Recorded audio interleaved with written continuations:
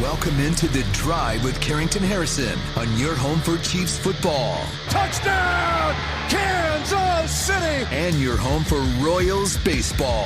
Fastball hit high in the air, deep left field, way gone into the bleachers. A two-run homer for Bobby Witt Jr. Watch The Drive by subscribing on our YouTube channel or listen on demand with the Odyssey app or wherever you get your podcasts. This show is always going to stand on principles. Dippin' Dots are incredible. Red Lobster is the best restaurant that America has to offer, and baked beans are trash. You're listening to Kansas City's FM sports station, 96.5 The Fan. Here's C-Dot.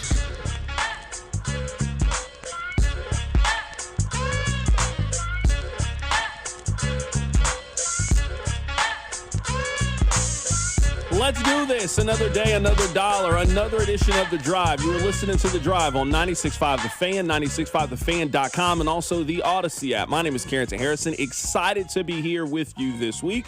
Hopefully you had an enjoyable, a relaxable Memorial Day weekend. We got a lot to get into in today's show. The New York Knicks are heading to the NBA Finals for the first time since 1999. Today is the first day of Chiefs OTAs. No, Rashee Rice will not be there because he is locked up like Akon. We got a lot of things to discuss in today's show. We are going to start today's show with baseball. Yes, I am just as frustrated as you are with the Kansas City Royals. But we are going to start with baseball. It is now week 2 of me working out on my fitness journey. I'll tell you where I'm at. I've got some good stories from the weekend.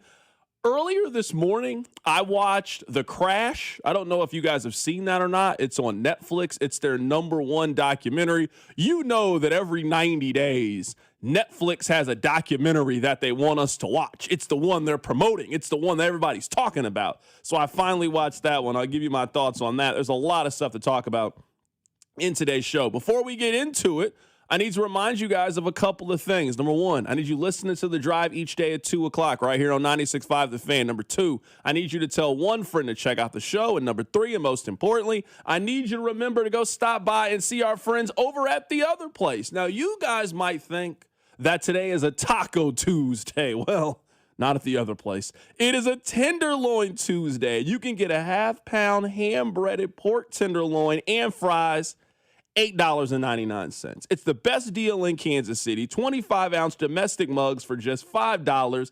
Go in there, get yourself a pork tenderloin, get yourself a domestic mug. Watch the NBA playoffs coming up later today. Watch the Royals and Yankees over with our friends at the other place. So this is how I would like to begin the week. This is how I would like to begin the show. I think one thing that we all hate in life is failed potential.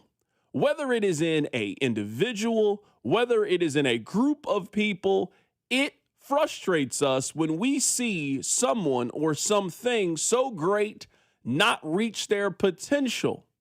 For example, there are certain athletes that come around that you think, man, this guy could have been one of the greats, but he didn't apply himself. He didn't try hard enough. He got derailed by some of the pitfalls and dangers of being a professional athlete, and it is just a feeling of what if. Or a team. The Orlando Magic in the 1990s, man, they had Shaq and Penny. We were supposed to be talking about one of the dynasties in the NBA. Never came out to that. Missed potential. You know what I was thinking as I was driving into work today? As I was getting ready for the show, I'm just sitting there and I'm like, man, what are we going to talk about with the Royals? I can't act like the Royals don't exist. I mean, they do exist. I understand everybody's disappointed. I'm frustrated about this season too. Something hit me. You know what my greatest fear is with the Kansas City Royals? My greatest fear is that they have Mike Trout on their team, and the rest of the team and the rest of the organization, they're the Los Angeles Angels.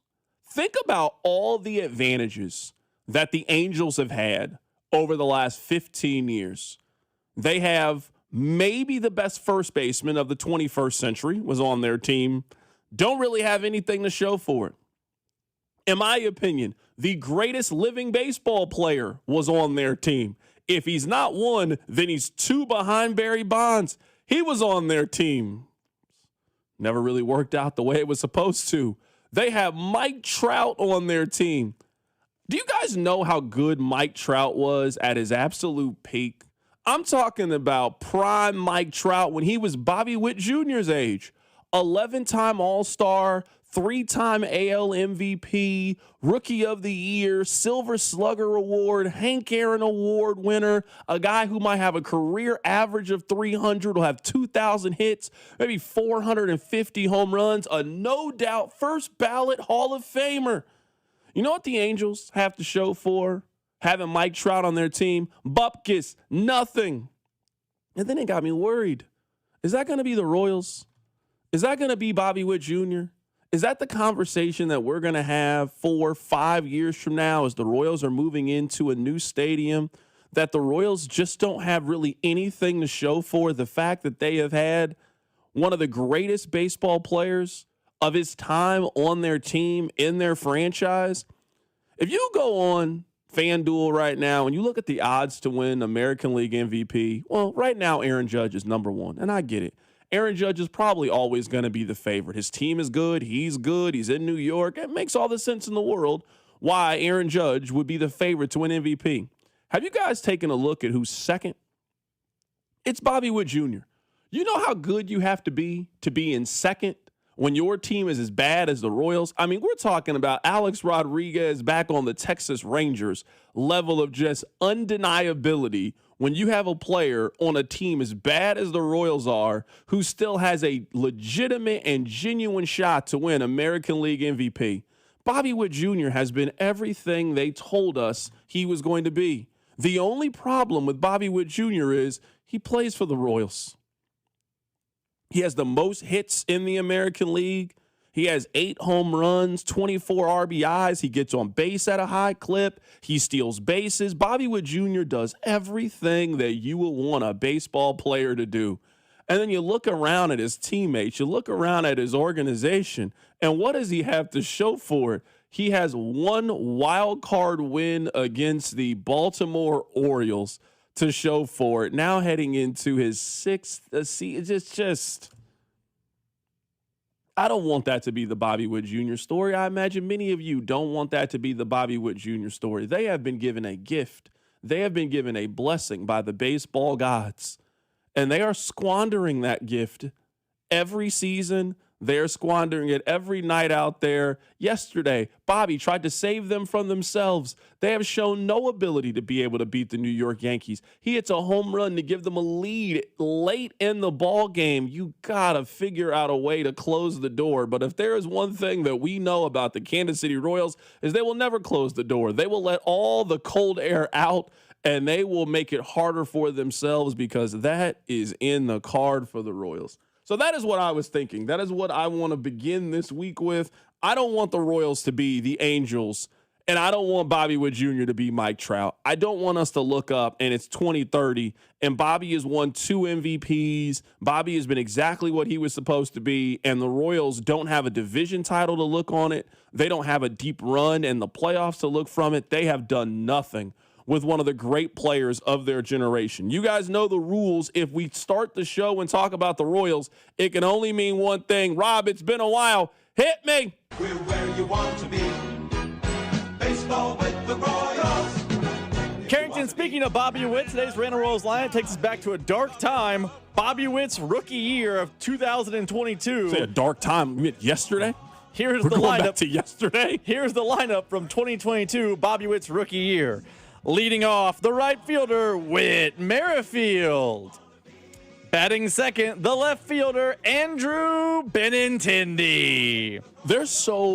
The Royals' history is just littered with guys they told us were going to be difference makers who turned it out to not be a difference maker. Andrew Benintendi, he's on the short list of one of those people. They got Benintendi. Okay, all right, he's going to do something with the Royals. He did nothing. Batting third, the shortstop, Bobby Witt Jr. Batting fourth, the designated hitter, Hunter Dozier. Batting fifth and catching, MJ Melendez. The Los Oleta Royals is what I'm going to start calling them. Batting sixth at first base, Carlos Santana. Oh, my goodness. Batting 7th, the third baseman, Emmanuel Rivera. Who? I have no That's not a real person. You made that name up. No recollection of Emmanuel. This is a bit that you're trying to pull on me, that you're going to throw AI-generated names in the Royals lineup and see if I can catch them. Who? Batting 8th. No, go back. Who is that? Emmanuel Rivera. How many games do you think he played in the major leagues? Hold on, I'm going to look it up. A lot more than you think. I've never heard of this man before. You guys have heard of this man? 382 in the league for Emmanuel Rivera. He's still in the league. Good for him. Batting 8th, the second baseman, Nicky Lopez. I remember him. It never came together for him. And batting 9th, the center fielder, Brewer Hicklin. Okay.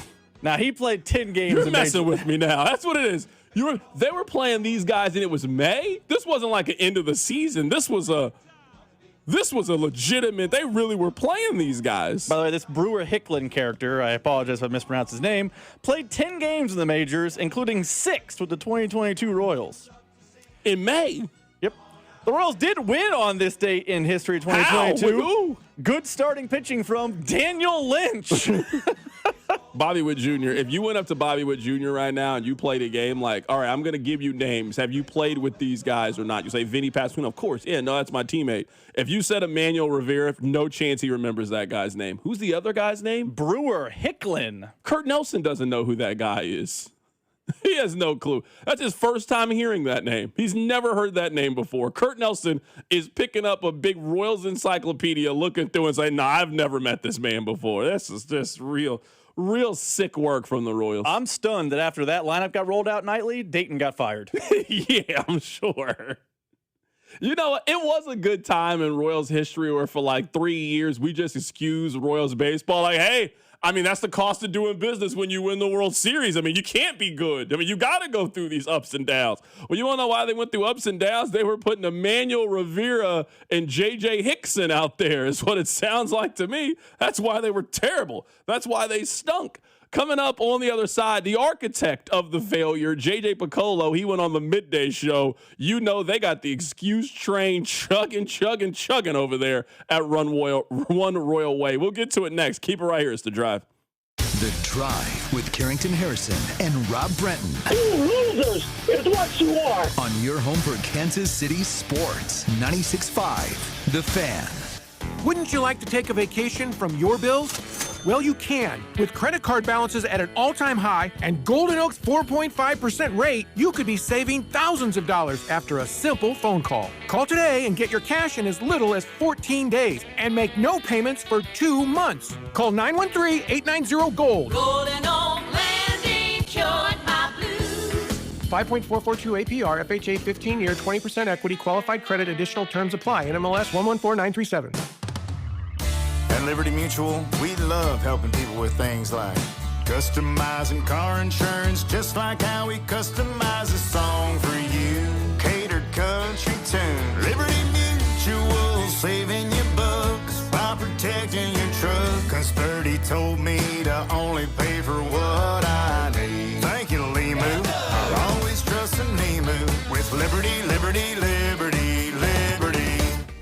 Spring is here. Now's the time to get your air conditioner ready with a $49 AC tune-up from Hamilton Plumbing, Heating, AC, and Rooter. A tune-up can help save money on your energy bill and prevent expensive breakdowns. As your local home service experts, everything we do is backed by our exceptional service guarantee.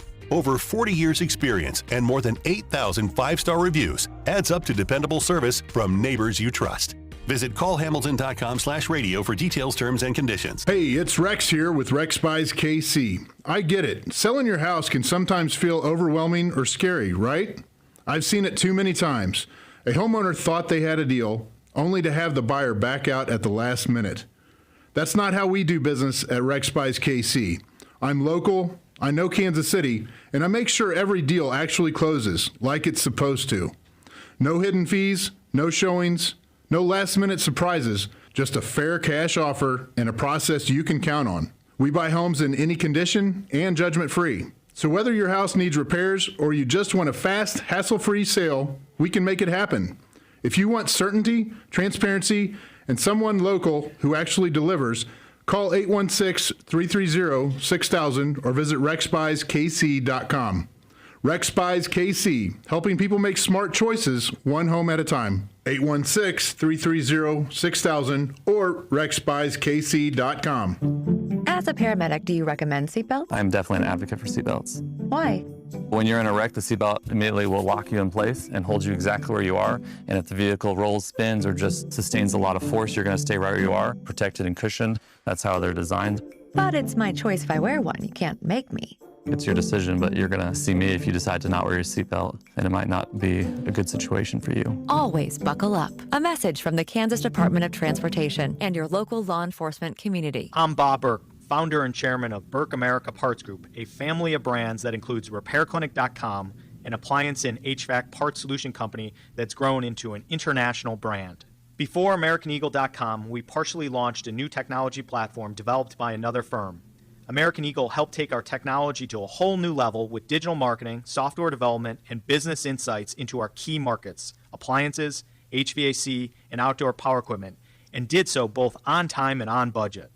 AmericanEagle.com has the resources, experience, and talent needed to produce solutions. Our new technology platform, developed by AmericanEagle.com, has produced tremendous results with higher traffic, conversion, engagement, and online revenue. If you have any home repairs you need to take care of, check us out at RepairClinic.com. If you need a world-class website or technology project, then I would highly recommend AmericanEagle.com. Call AmericanEagle.com at 773-NETWORK. That's AmericanEagle.com, 773-NETWORK. Hi, my name is Lloyd Lockridge, and I'm the host of a new podcast from Odyssey called Family Lore. In this podcast, I'm going to have people on to tell unusual and sometimes far-fetched stories about their families. I've heard my whole life that she invented the margarita. And then we're going to investigate those stories and find out how much of it is true. He gets a patent 1 month before the Wright brothers. Oh my God.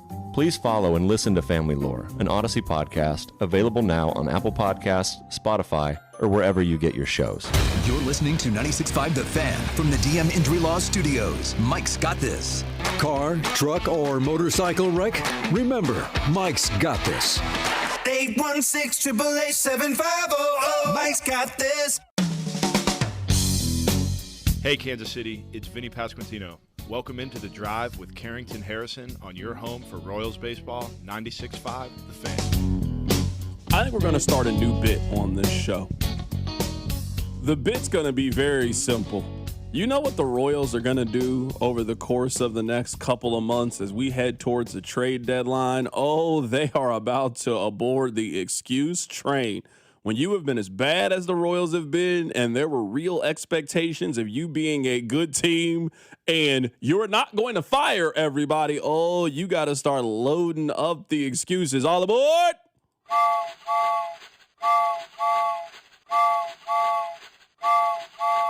Well, the conductor of the excuse train, JJ Piccolo, he was on the midday show earlier today, and he said that his number two, his right hand, Matt Cucharo, that he has full faith in their manager. Here's what the GM said.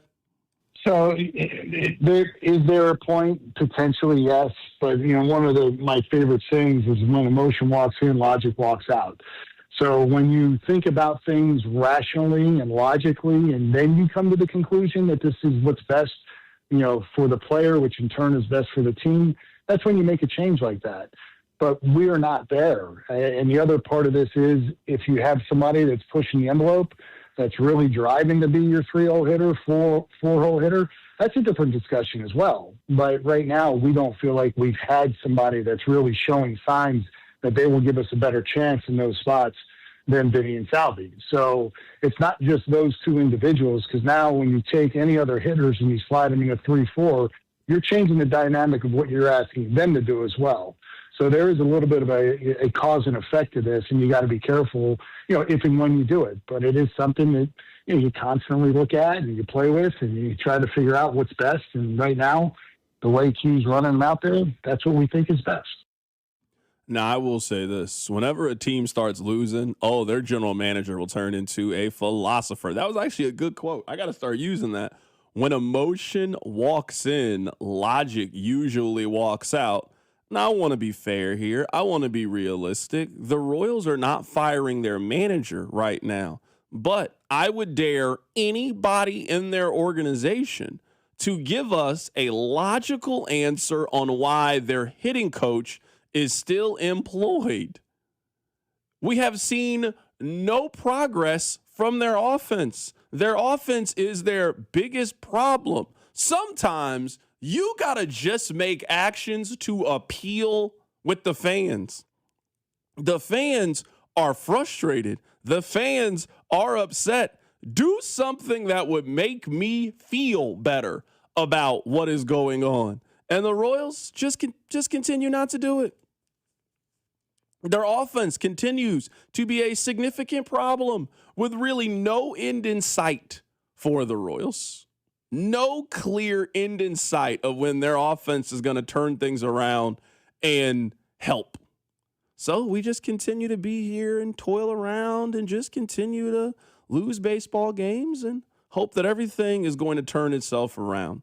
JJ Piccolo said that he has to look in the mirror and give an honest assessment of the team. I hope that the honest of the assessment with the team is not just with the 25-man roster. No, it's got to be with some of the people that you trusted to help put this staff together. It's got to be with the guys that you have had try to coach and get the most out of this team. The failure is not just on the players. It's been a failure organizationally in what has gone wrong this season. Well, you want to be honest and upfront, with everybody. I got to look in the mirror and be honest with myself. Q and I got to have tough conversations that are real. And when you're not playing well, they are a little bit more, emotionally charged. There's a sense of urgency, but at the same time, we got to keep perspective. We got to keep guys in the right mindset. That you don't want to, send up a flare and there's panic. You can't do that because the reality is we're not even a third of the way through the season yet. But we certainly got to get things moving in the right direction. So that's the challenge. It's a balance somehow of how do you address it without causing, so much concern. But at the same time, I think the players understand themselves, what we're not doing well. It's just a matter of how do we fix it and how do we keep the right mindset, and that's a winning mindset, and recapture that. Okay. I mean, everything he said sounds good. Everything he said sounds correct. Everything he said was probably accurate. I don't believe them right now, and they haven't really given me the benefit of the doubt to believe them. I'm just disappointed in the way that this season has gone. It wasn't supposed to be that way. We've all found some Royals seasons. We followed some Royals seasons where the Royals were exactly what you thought they were going to be. You looked at their opening day starter, and it was Mark Redmond. You look at their lineup, and the Royals are not going to be a good team this year. I still, for the life of me, don't understand how this season went so left, went so wrong as quickly as it did. The Royals really at no point this season have really even shown themselves to be a decent baseball team. They're 10 games under 500. They're 9 games out of first place. They're not winning their division. They're not even in the wild card. When if they were just an average team, they would be in the wild card conversation. I mean, Minnesota's in the wild card conversation. They're under 500. Seattle is in the conversation. Toronto. These teams are all at least somewhat within striking distance. The Royals are it's disappointing. Do you think it will ever get bad enough where you'll see a house cleaning? Because I can't imagine a JJ disappearing.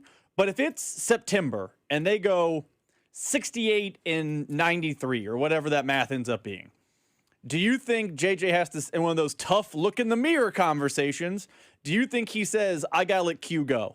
Because Q got an extension around a year ago. He got a 3-year extension. Do you think John Sherman, JJ, the power structure, ever have it get so bad this year that they got to wash out? Because we've seen other sports, hey, expectations fail to meet and people get run out, but it's usually only if things bottom out. Do you think it will ever bottom out to a point where we'll see massive change, likely at the end of the season? I don't think the Royals will be bad enough this season to get to that point. I think to get to the point in which you were talking about, I think they'd have to lose 100 games. The Royals are bad, don't get me wrong. They're not lose 100 games bad. This is a team that wins like 73 games. They win 73 games. Which is not good, don't get me wrong, but I don't think that's going to be bad enough for them to essentially, as an organization, start over. And if you're firing your manager and you're getting a whole new hitting coach, a whole new pitching coach, you are starting over for 2027. I don't think the Royals are in that place. Now, just like most things, you're going to have to make some changes. Maybe Andy wanted to bring the offensive coordinator, Matt Nagy, back. But if you win 6 games, you can't bring everybody with you for the next season. Somebody has to go. Hey, Connor Embry, you know I love you. We can't carry you anymore. Running back coach, hey, I appreciate you, but when our running backs were as bad as they were last year, I got to let you go. I got to do something. Matt Nagy, we're not renewing your contract. If this season continues to go how it goes, they'll be forced to make changes. It won't be optional. This isn't an 81-win baseball team that you could argue it could have went one way or the other. They're one of the biggest disappointments in baseball. The hope and optimism around this team were not centered just here in Kansas City. People nationally expected this team to be good. They've never been a good baseball team. Someone will have to answer for it. But you don't think that someone will be – I agree someone will pay for it, but you don't think it'll ever get bottoming out to the point where what happened with the Red Sox happens in Kansas City. I don't think that would happen in the season, and there was – after the whole thing. But you don't think it ever gets to a point where it's like JJ, Q, pitching coach, hitting coach, they all get out in the same bus at the end of the year because it's that bad. You think it's just regular mediocrity this season? That's what I think. I mean, the text line's making a good point. I mean, they are not that far off from being on a trend to lose 100 games. I do not think they are going to lose 100 games this season. We know the Royals will go on some winning streak late in the season where they win 8 of 10 to avoid it, and they make you feel good heading into the season. Some of the young guys will start to figure it out. I mean, this is the cycle of abuse that the Royals have put us on for most of our lives. Let's talk a little bit of football here. And, Rob, this is a topic that you and I have talked about over the course of the last couple of weeks. So let's start with Jason Kelce and the New Heights podcast. Jason Kelce made the observation that I think a lot of people are making. The NFL is starting to devalue Sundays. Sundays used to be everything. Sundays used to be the hub for football games. That is no longer the case. The NFL is now concerned with not only dominating the calendar, they are concerned with dominating the week. Think about the first week of the NFL season. There's a game on Wednesday. There's a game on Thursday. They are adding Friday games. They are moving games all around, and less are they putting an emphasis on Sundays at noon or 1 o'clock for those on the East Coast. They are not as interested in that anymore. Here's Jason Kelce, courtesy of the New Heights podcast. I don't think we're there yet. Sunday is the day of football, right? Outside of going to church in the morning, if you're still religious and you do that, Sunday is like where so many games happen. And that's what you grow up and you gear your entire week around watching football on Sunday. Yeah. It's an institution at this point, the NFL playing games on Sunday. With every day that we keep adding in there, we're getting away from that just a little bit. And I worry that I think the game got big. One of the reasons it got so popular and big was because all of the game, it was an event. Sunday is the NFL. And everybody set their week apart to tune into their games that were happening on Sunday. And you're watching kind of all of them now take place across Sunday Ticket, right? I worry that we're getting away from that just a little bit by building too many of this.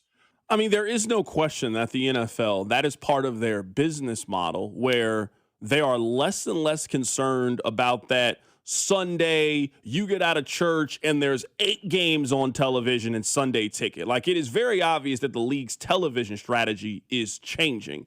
They want more standalone games. They want more international games. They want to create more singular events than making Sunday the event. They want Christmas Eve to be the event. They want Christmas Day to be an event. So they're still in the event business. The event is just changing for them, and the business model is changing. Now, let me play for you the counter of that. This is courtesy of Pro Football Talk. This is Chris Sims and Mike Florio. They were having the conversation if this is good or bad for the league. I mean, 8 games sounds like music to my ears. Like, what do we want 12 games on that we can't really see any of them? So we watch, 2 out of the 11 that are on? And we go, oh, I know what those other ones, they confuse me actually to watching the games that I did care about because I kept looking. I think it's awesome. I absolutely love it. I don't want 7 games at 1 p.m. I can't watch it all. There's no way. It's stupid. Like, so that's like, are you telling me people's Sundays are going to be ruined because they're going to get home from church and go, oh, there's 5 games on at 1 p.m. instead of 7? Oh, the days I ruined. It's ruined.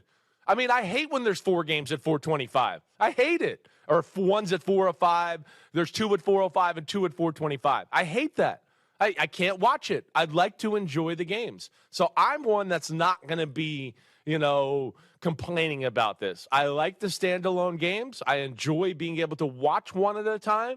And then at Sunday, there's nothing worse to me on a Sunday when the whole slate and you go, oh my gosh, there's 13 games today on Sunday. There's no way I can keep track of it all and really talk about it all. And you know me, I'm sitting there writing notes, trying to keep up and do all that. But I feel like this will be better for everybody to digest. And I don't think it's going to effectively change Sundays all that much. I think it really depends on what your goal is with the National Football League. For example, I don't think the games at noon are good. I mean, I don't think the NFL wants those games to be good. They're usually covered by other local games. Very rarely is there a noon game that has 100% coverage. And if there is a game like that, they very quickly move it to 325 or they shift it out of that window. Noon has become whatever in the trail mix bag that you don't really like. So they are taking out all the stuff you do like, and they are happy to just throw that together, and that's just the noon window on CBS and Fox. The only reason I like the noon window is I just like the adrenaline that you get with Red Zone. I like not being able to watch all the games. I don't really want to watch all of these games. I don't really want to sit here and watch all of Jags and Titans. Now, I get it. That's what Chris Sims wants to do. But you know what I like? Sunday at noon, give me the best out of that slate. Let's load that slate up. I got a bunch of games going. I got a couple of touchdown bets going on. I got a couple of spreads for the game. I like the adrenaline of Sunday at noon. But again, I think it's very obvious that the NFL is moving away from that business model. Now, I'll be watching Christmas Eve like everybody else will be watching. I'll be watching on Christmas Day. I'll be watching Thanksgiving Eve. I'll be watching all of those things. But I do think that the noon window on Sunday still has a lot of value. But it is also very obvious that the league just doesn't see it that way anymore. I do think Jason Kelce makes a good point in this regard. How often do we talk about why the NFL and football is so popular in America is it's appointment television? There aren't 160 games. There aren't 81 games. There aren't, however many games are in a hockey season. It is 17, maybe 18 games, lock in and go. And it has become appointment television. If you start putting your games all across the week and all across different timelines and whatever, you stop being appointment television.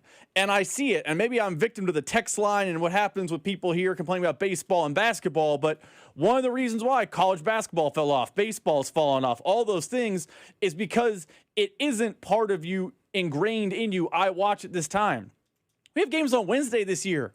We have games on Friday. We have multiple games on Wednesday, multiple games on Fridays. We had games every day of the week except for Tuesday. Is it still appointment television if it's spread over 6 days? I don't know. So I think Jason Kelce's right to be worried.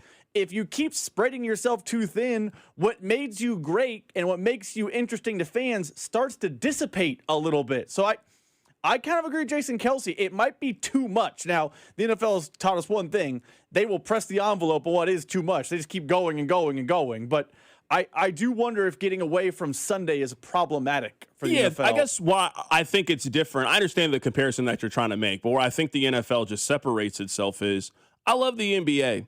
I think it's kind of hard to sell to the American public that a regular season NBA game is important. They know it's not important. There's so many games. Over half of the league makes the playoffs.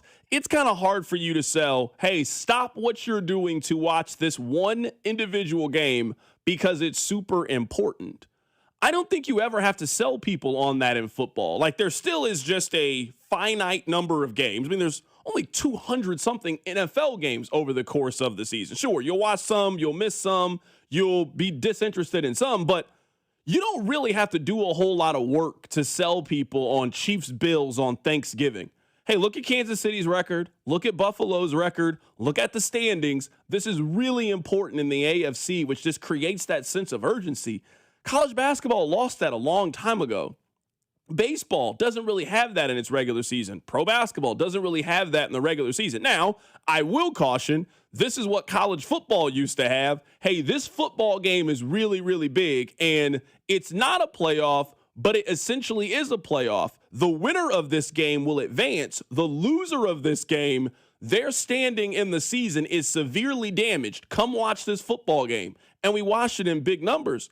If anything, we are seeing college football getting closer to those other teams' model. It doesn't matter who wins or loses this game. Both of these teams will be in the playoff. So that is the one thing about the NFL model and schedule that I think is just going to continue to work. When you still have those big windows and those big games, and we all know what this means for the division, we all know what this means for the conference, we all know what this means for playoff seeding, I just don't know how you're not getting big-time numbers for that. Let me ask you this, to your point about the sense of urgency about regular season games. Is that urgency going to dissipate when their Sunday games don't have any of it? Like if your Wednesday game is Rams and Chiefs, if your Thursday game is... I don't think so, just because that noon window, it's just covered up anyway. Now, the NFL is always going to show us the games that really, really matter. So if a game gets really good that was scheduled for Sunday at noon, they'll just move it to 3:25. If the game that really, really matters, they'll move it to 8:25. It'll be on Sunday Night Football. They'll move it to Monday. Trust me, they are not putting the really good games on at noon anymore.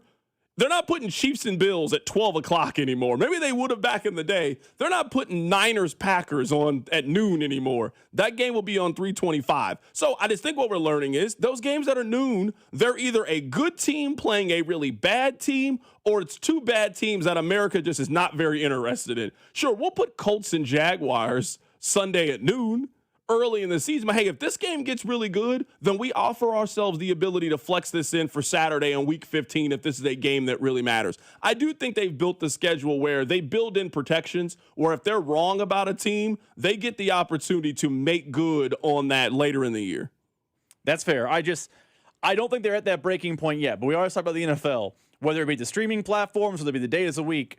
They keep pushing and pushing fans. And even what you're saying with the flex scheduling, that pushes fans to have to adjust their plans. Like, hey, you were going to play at noon on Sunday and you're flying out to Vegas to see the game. Now it's 3:25 on Saturday. Like, there is going to be a breaking point. And I think, to Jason Kelsey's point, I don't think we're there yet, but the more and more they try these new things, the more and more I think they inch closer to what could be a breaking point with fans. Text line 913-586-7965. Rob, we have a little bit of time here. I want to play one story from when you were gone. Have you seen what they're trying to do with the Hooters restaurant? You weren't here for this. This is when Nathan was here. Have you heard what they're trying to do with Hooters? It's a travesty. I tell you, it's a real American tragedy.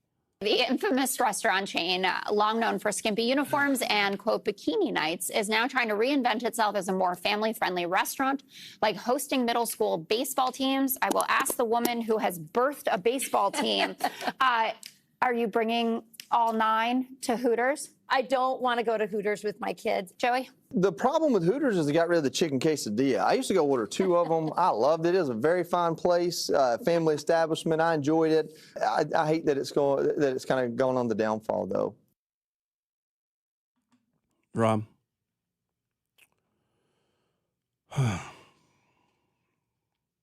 It makes me sad what we're doing with recipes. At a time in which I would say America is leaning back into nostalgia. Have you seen what Pizza Hut is starting to do? I'm excited for that. Pizza Hut is starting to build more locations that look like the old locations.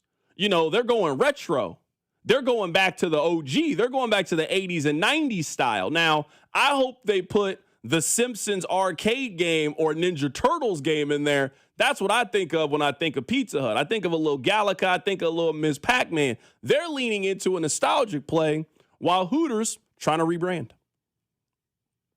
I don't understand why Hooters needs to rebrand. Like, doesn't that same model work successfully with Twin Peaks? Doesn't that same model, like, we know that model works. Why are they trying to be Applebee's? Why are they trying to be Chili's? How come a competitor of yours is making that thought process, that, allure work, but you aren't? What has happened where Twin Peaks has run right around you when it comes to success in this field? Because they're the same. You know what this is like? Twin Peaks must be like Marlowe, and Hooters must be Avon, Like Marlowe won eventually.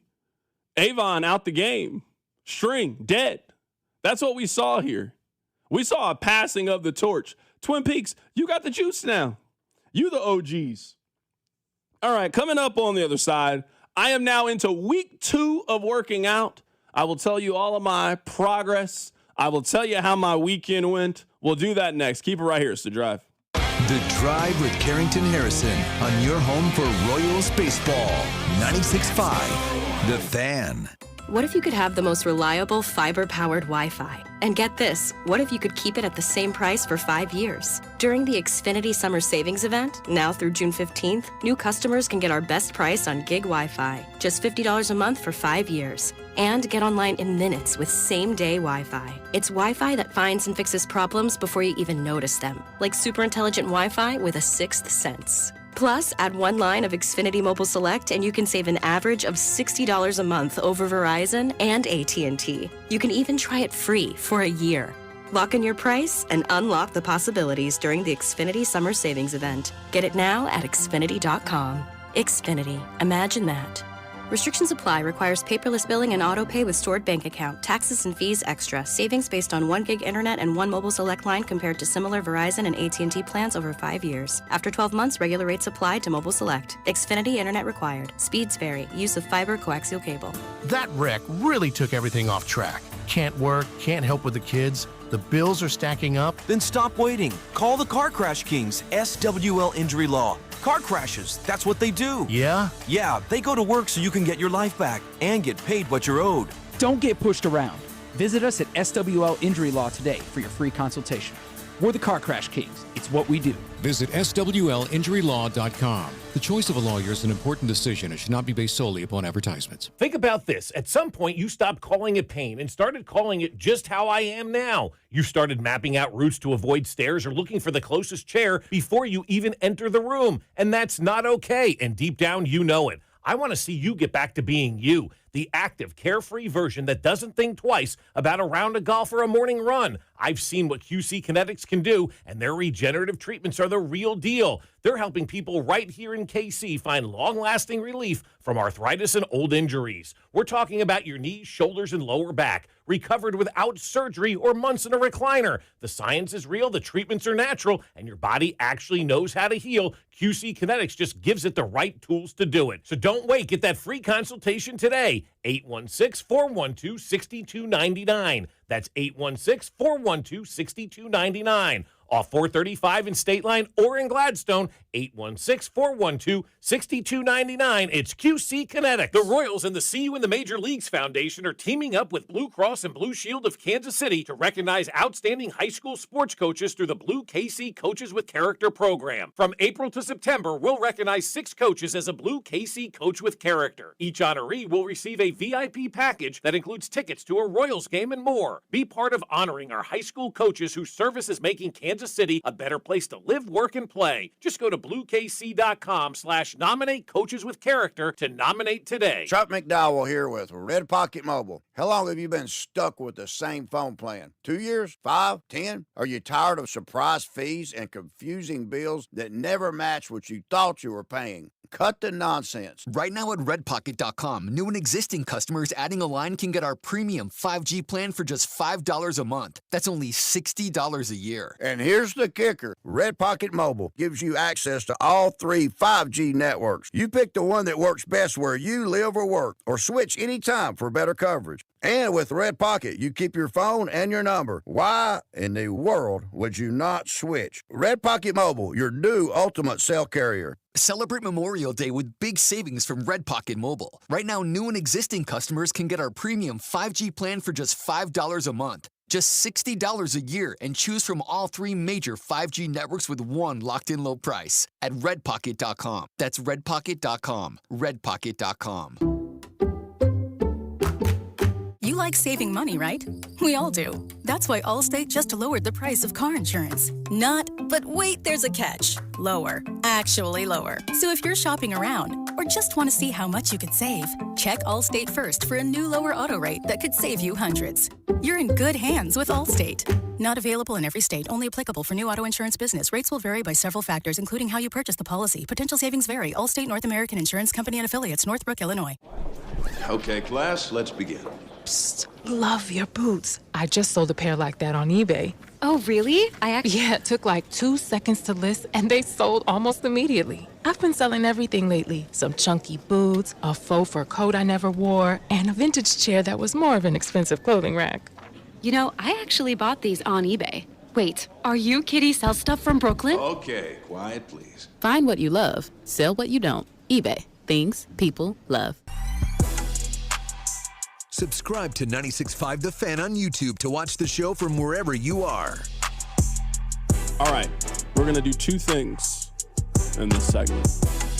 The USA men's soccer roster is officially out. We'll get Rob's thoughts on that. Coming up at the top of the hour, I actually have a toss-up question for Rob. And for you who cheer for Kansas, we'll do that coming up in the top of the hour at 3 o'clock. We're going to talk about that, and I want you guys to continue on this little fitness journey that I'm on. So if you were just now tuning in and you missed last week, I'll say 2 Saturdays ago, I just was laying in bed, and I was just on my phone. I was doing a bunch of nothing. And I woke up, and I was like, man, you know what? I want to start going to the gym. So I got up, I drove to Planet Fitness, and I was like, you know what? I want a gym membership. And they sold me a gym membership, and I've been working out. I've been working out on Mondays, Wednesdays, and Fridays, and I try to go on a little walk on Tuesdays and Thursdays. Rob, I had no clue how supportive people were going to be. People that I've seen out in public over the last couple of weeks, very, very supportive. When I've seen people and I've been on a walk and they recognize me, hey, we listened to the show, keep it up. I met a gentleman this weekend, Fonte, couldn't have been nicer to me about my fitness journey. Now, he did tell me that baked beans are amazing. We know that's a lie. They're terrible. Probably bad for you if I had to just guess. But he was very, very kind. Many people have been great to me about this. Personal trainers have been reaching out. Hey, do you want to work out together? People have been very positive. Now, let me tell you the story of yesterday. So it was Monday. And it was one of the first time, Robs, that I've come into a fork in the road. I came into a fork on the road where I imagine a lot of people do this. Man, it's the holiday. I got stuff to do later today. Do I really want to work out? And you know what motivated me? What motivated me was a quote from the movie King Richard. And if it worked for Richard Williams and Serena and Venus, it had to work for me. And in the movie, he said, nothing comes to a sleeping man but a dream. And I was like, you know what? If that advice was good enough for Serena to win Wimbledon, then I can get up. I went to the gym. I was listening to Future. I was pumping myself up like, all right, I got to do this. Let me tell you, my workout this Monday was not nearly as successful as the one last week. Now, I'm starting to think that maybe I had the weight too low last week because I really breezed through it in a way that I was thinking, man, this working out is easy. But, I'm feeling myself. I've been working out. I've been eating protein. I've been doing all the stuff. It's like, let me bump it up a little bit. Boy, let me tell you, those weights were heavy. Rob, I was struggling. I got through it. I did it. But let me tell you, I was struggling. Now, afterwards, I walked on the treadmill for 10 minutes. I found this little kettlebell exercise that you can do kind of on the side. I'm like, let me do this real quick. So I did that. I did feel very good. Now, the last thing I'll tell you about this on my journey is I found this app, Rob. I had no clue this app existed until this weekend. You know how now, once you start kind of looking for stuff, the government is really paying attention to our conversations. They're really tracking everything that we do. So I've been getting more fitness ads now because they want me to sign up for something or get this thing. So I signed up for, it's called Strava. I never heard of this app before. So Strava, it's a walking app. So I try to tell myself, I try to go on 2 walks a day. I try to walk in the morning. And then when we get off of the show, especially when we get off at 5:30, I'm like, well, I can walk from 5:30 to 6. I would have been on the air anyway. So let me just take this 30 minutes to go on a walk around Mission. So I download the Strava app. And Rob, let me tell you, this is an amazing app. You press play on the thing and it'll track your whole walk. It'll tell you how many steps you took. It'll show you the little GPS course that you go on. You can send it to your friends. You can show them the walk that you went on. It stores how many walks that you've gone on for the day and the week, and you can keep a little streak, and you can compete with somebody else to see. I was like, man, this is real good technology. It's free, too. That's why I'm here sharing it with you. The Strava app. I'm sure you guys are like, oh, I've been using that a long time. I didn't know this app existed. I had no clue. But, yeah, that is week 2 of my start of a fitness journey. I went on a walk earlier today, Rob. Let me get you all the details. I went on a walk this morning, started at 9 o'clock. I went on a walk that was 2.1 miles. I took 4,312 steps. Took me 40 minutes. That's what I did this morning. I got another walk scheduled later today before Spurs Thunder. Do you have when you go on these walks, is it just a time thing or is it a distance thing? Because you go on a walk, are you trying to be like, hey, I'm just trying to get 2 miles in. If that takes 30 minutes, 1 hour or so goes. Or I'm more just trying to do a time at this point. I'm sure there will be I'm trying to get to a destination, but it'll just be, you know what? Let me just walk for 20 minutes. So right now, honestly, I've been using the app to kind of mark around where I live. Well, if I walk from here to here, how long does that normally take me? Oh, it takes me 20 minutes. So if I got a 20-minute free, let me just grab my headphones. Let me just go on a quick walk. And by the time I come back, I feel like I accomplished something. I've been trying to either listen to new music or rediscover music. I went on a walk on Saturday and I was listening to Lupe Fiasco's first album, Food and Liquor. Hadn't heard that in such a long time. It was a very inspirational walk. I was out there kicking and pushing. Oh, it was a great time. Let me tell you, it's a great time on the walk. Is his first album, is that Food and Liquor? Yeah, great. I'm telling you, it's a phenomenal walk. I enjoyed it. Look at you. I just didn't know, because some people are like, I'm going to go, how long it takes 2 miles. I just didn't know what your journey was. You get on this fitness app. You know what you need? You need an Apple Watch. It'll just do this for you. It's time. I like the app. I like the app now. The app's been keeping me honest is what it's been doing. I like the app. And you know what the Apple Watch will do? It'll yell at you if you're too sedentary. I think your next big purchase needs to be the Apple Watch. You know what? I did. I bought an air fryer.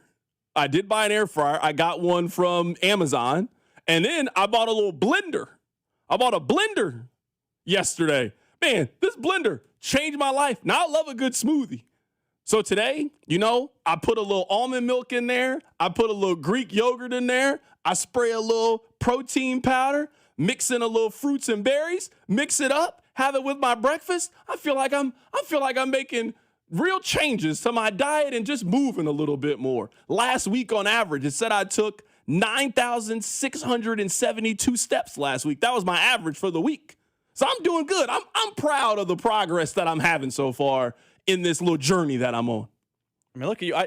I'm proud. I hope you stick this out through the summer. Yeah, that's what I'm saying. Making it through you a guys holiday are keeping me weekend's honest. That's why I'm doing it. Because when I'm telling you, people, they recognize me when they see me. People have been bringing it up. Oh, man, keep it going. When I've been on walks, people have seen me and they've been like, oh, man, hey, 90 days. So it's been really giving me the energy. I'm trying to tell you, I met that dude, Fonte. He came up to me and said, man, I want you to keep going, man. I want you to keep grinding on that. Then he asked me how the Chiefs was going to do. Told him terrible. And he was like, you know what, man? You all right. He said, hey, stop talking about baked beans like that. I just walked away from it. Don't talk to me about no baked beans. You're like, man. I'm on my walk. Leave me alone, sir. Don't talk to me about no baked beans, man. I don't want to. Trying to walk. I don't want no part of that, man. I don't want no part of no baked beans. All right, Rob. Text line. This is what we need. This is a series. Now I need you guys to work with us. 913-586-7965. I want to give Rob pockets to talk U.S. soccer. I'm going to guess they're going to come up on the show a lot over the next 70 days. I'm just going to guess. I don't know. I'm just guessing. Look at you at 70 days. Yeah, You're a I'm believer. just guessing. I don't know. I'm just guessing. But I would like for us to have a song that plays underneath. The song that's in my head is I Am a Real American. We can't play that song.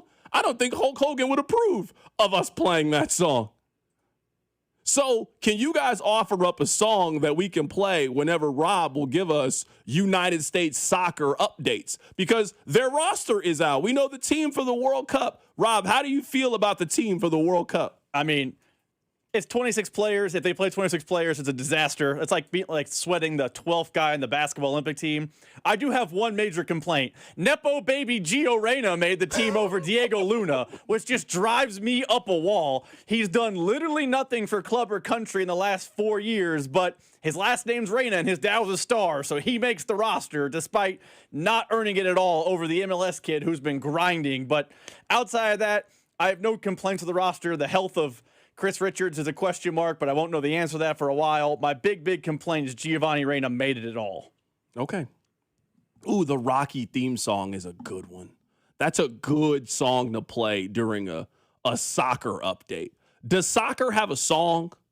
You know, like in the same way. They have chants. I don't know if they have pure songs. I'm asking. I don't know. Like, you know, there's a basketball song by Curtis Blow. Basketball is my favorite sport. You know, we got that. Football, like you hear certain sounds when you hear football. Is there a soccer song? I don't know. There's a singular standalone song. It's not really a song type of sport. That's how I know we've been trash at soccer. To be fair, the fact that we don't have a soccer song lets me know that we're trash at soccer. Do we have a football song? There's a million football songs. Yeah, you hear football in a million songs. NFL films, they got 30 different songs. I don't know the name of them, but you certainly hear it and you think football. You know, you think of big guys tackling each other and smoke coming out the top of their head and guys breathing heavy. The fact that you don't hear any song when you hear soccer lets me know we've been trash at soccer for a very, very long time.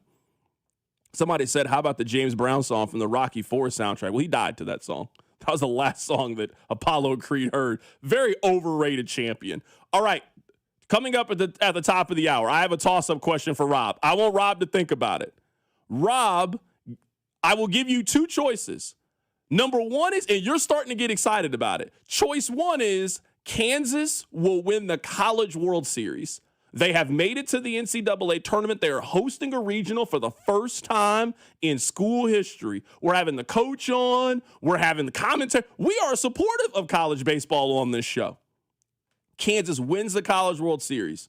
But in exchange for winning the College World Series, Tyron Stokes is going to sit out the year and get ready for the NBA draft. Would you take that trade? We'll see if Rob would take the trade next. Keep it right here. It's The Drive. Your off-season home for everything Chiefs football. Talking about the top story, the Chiefs, they have a new offensive coordinator. 96.5, The Fan. When severe weather hits, tune in to 98.1 KMBZ for Operation Stormwatch. Brought to you by Century Roofing. Proudly voted the #1 roofing company in all of Kansas City. CenturyRoofingKC.com. This afternoon, expect a partly sunny day with a high of 85. Weather brought to you by Duke's Mayo. Welcome to Duke's Mayo Country, where the mayo is so smooth and creamy, it makes every bite better. Duke's Mayo. Look for the yellow lid. Whoa, okay. This one says you get a free phone if you switch. Hey, this one also says you get a free phone if you switch. Yeah, they all do, hon. Huh. The T-Mobile one says their customers had the lowest wireless bills versus the other big guys over the past 5 years. And their latest experience plans have Netflix included, plus a year of Dash Pass by DoorDash. Hang on, let me see that. Oh yeah, we're switching. That's what I'm talking about. Do we clap now, or... At T-Mobile, get savings that keep stacking up. That's value you can feel every day. And right now, bring your phone to T-Mobile and we'll give you $400 when you switch. Savings based on Harris X billing snapshots from Q3 2021 to Q4 2025 compared to average AT&T and Verizon bills. Comparison excludes discounts, credits, and optional charges. $400 with new account on qualifying line. Unlocked device credit ported 90-plus days with device and carrier, and timely redemption required. Virtual MasterCard typically takes 14 weeks. No cash access and expires in 6 months. Card issued by Sunrise Banks N.A. member FDIC. Visit T-Mobile.com. Hey Kansas City, it's Jeff Briggs with Victory CDJ Art the Legends. Once again, we are taking the hassle out of car buying with the Victory Scavenger Hunt. Folks, as always, our hunts are different. We put the price right at your fingertips with our Let's Do Business guarantee. Like walking up to select Ram 1500s, subtracting $18,000 from the sticker, and let's do business. It's that simple. Just visit VictoryMotorsKC.com and click on the large Scavenger Hunt banners directly on our homepage. That's VictoryMotorsKC.com, where our first price is better than their last. This summer, Casey's has 89-cent medium fountain and new Frostbite by Casey's drinks. But if you don't have 89 cents, you could check your center console, dig between your couch cushions, ask Grandma for $1, or just use your credit card. 89-cent medium Frostbite by Casey's or fountain drinks at Casey's all summer long. Restrictions may apply. See store for details. This deer season, John Deere wants to give you the home field advantage we're bringing you the best offers of the season, whether that's cash off on select new machines or a shot at the ultimate Major League Baseball prize package. Because right now, you can enter for a chance to win an MLB All-Star experience for you and 3 friends, complete with travel and lodging for All-Star Week this July. Deer season is going on now through June 3rd. Visit johndeere.com/deer season to enter and view the offers and complete contest rules. Major League Baseball trademarks used with permission. When Bill Lambert started Midwest Heating, he realized something very quickly. The most important thing a customer can give you isn't their money, it's their trust. I'm Airman for Midwest Heating, Cooling, and Plumbing. Midwest and Lennox are now offering up to $1,400 rebates on high-efficiency home comfort systems and 0% 60-month financing with approved credit on these qualifying Lennox systems. Every day, we strive to meet the highest standards in the industry, yours. But we are human. If we make a rare mistake, we make it right, and right away. That's what Bill instilled in all of us. Now, the third generation stands on the shoulders of the past, improves on it, and passes it on to the next. Give us the chance to earn your business. Just dial 943-8787 or go to MidwestHeating.com. Trust your air to the best.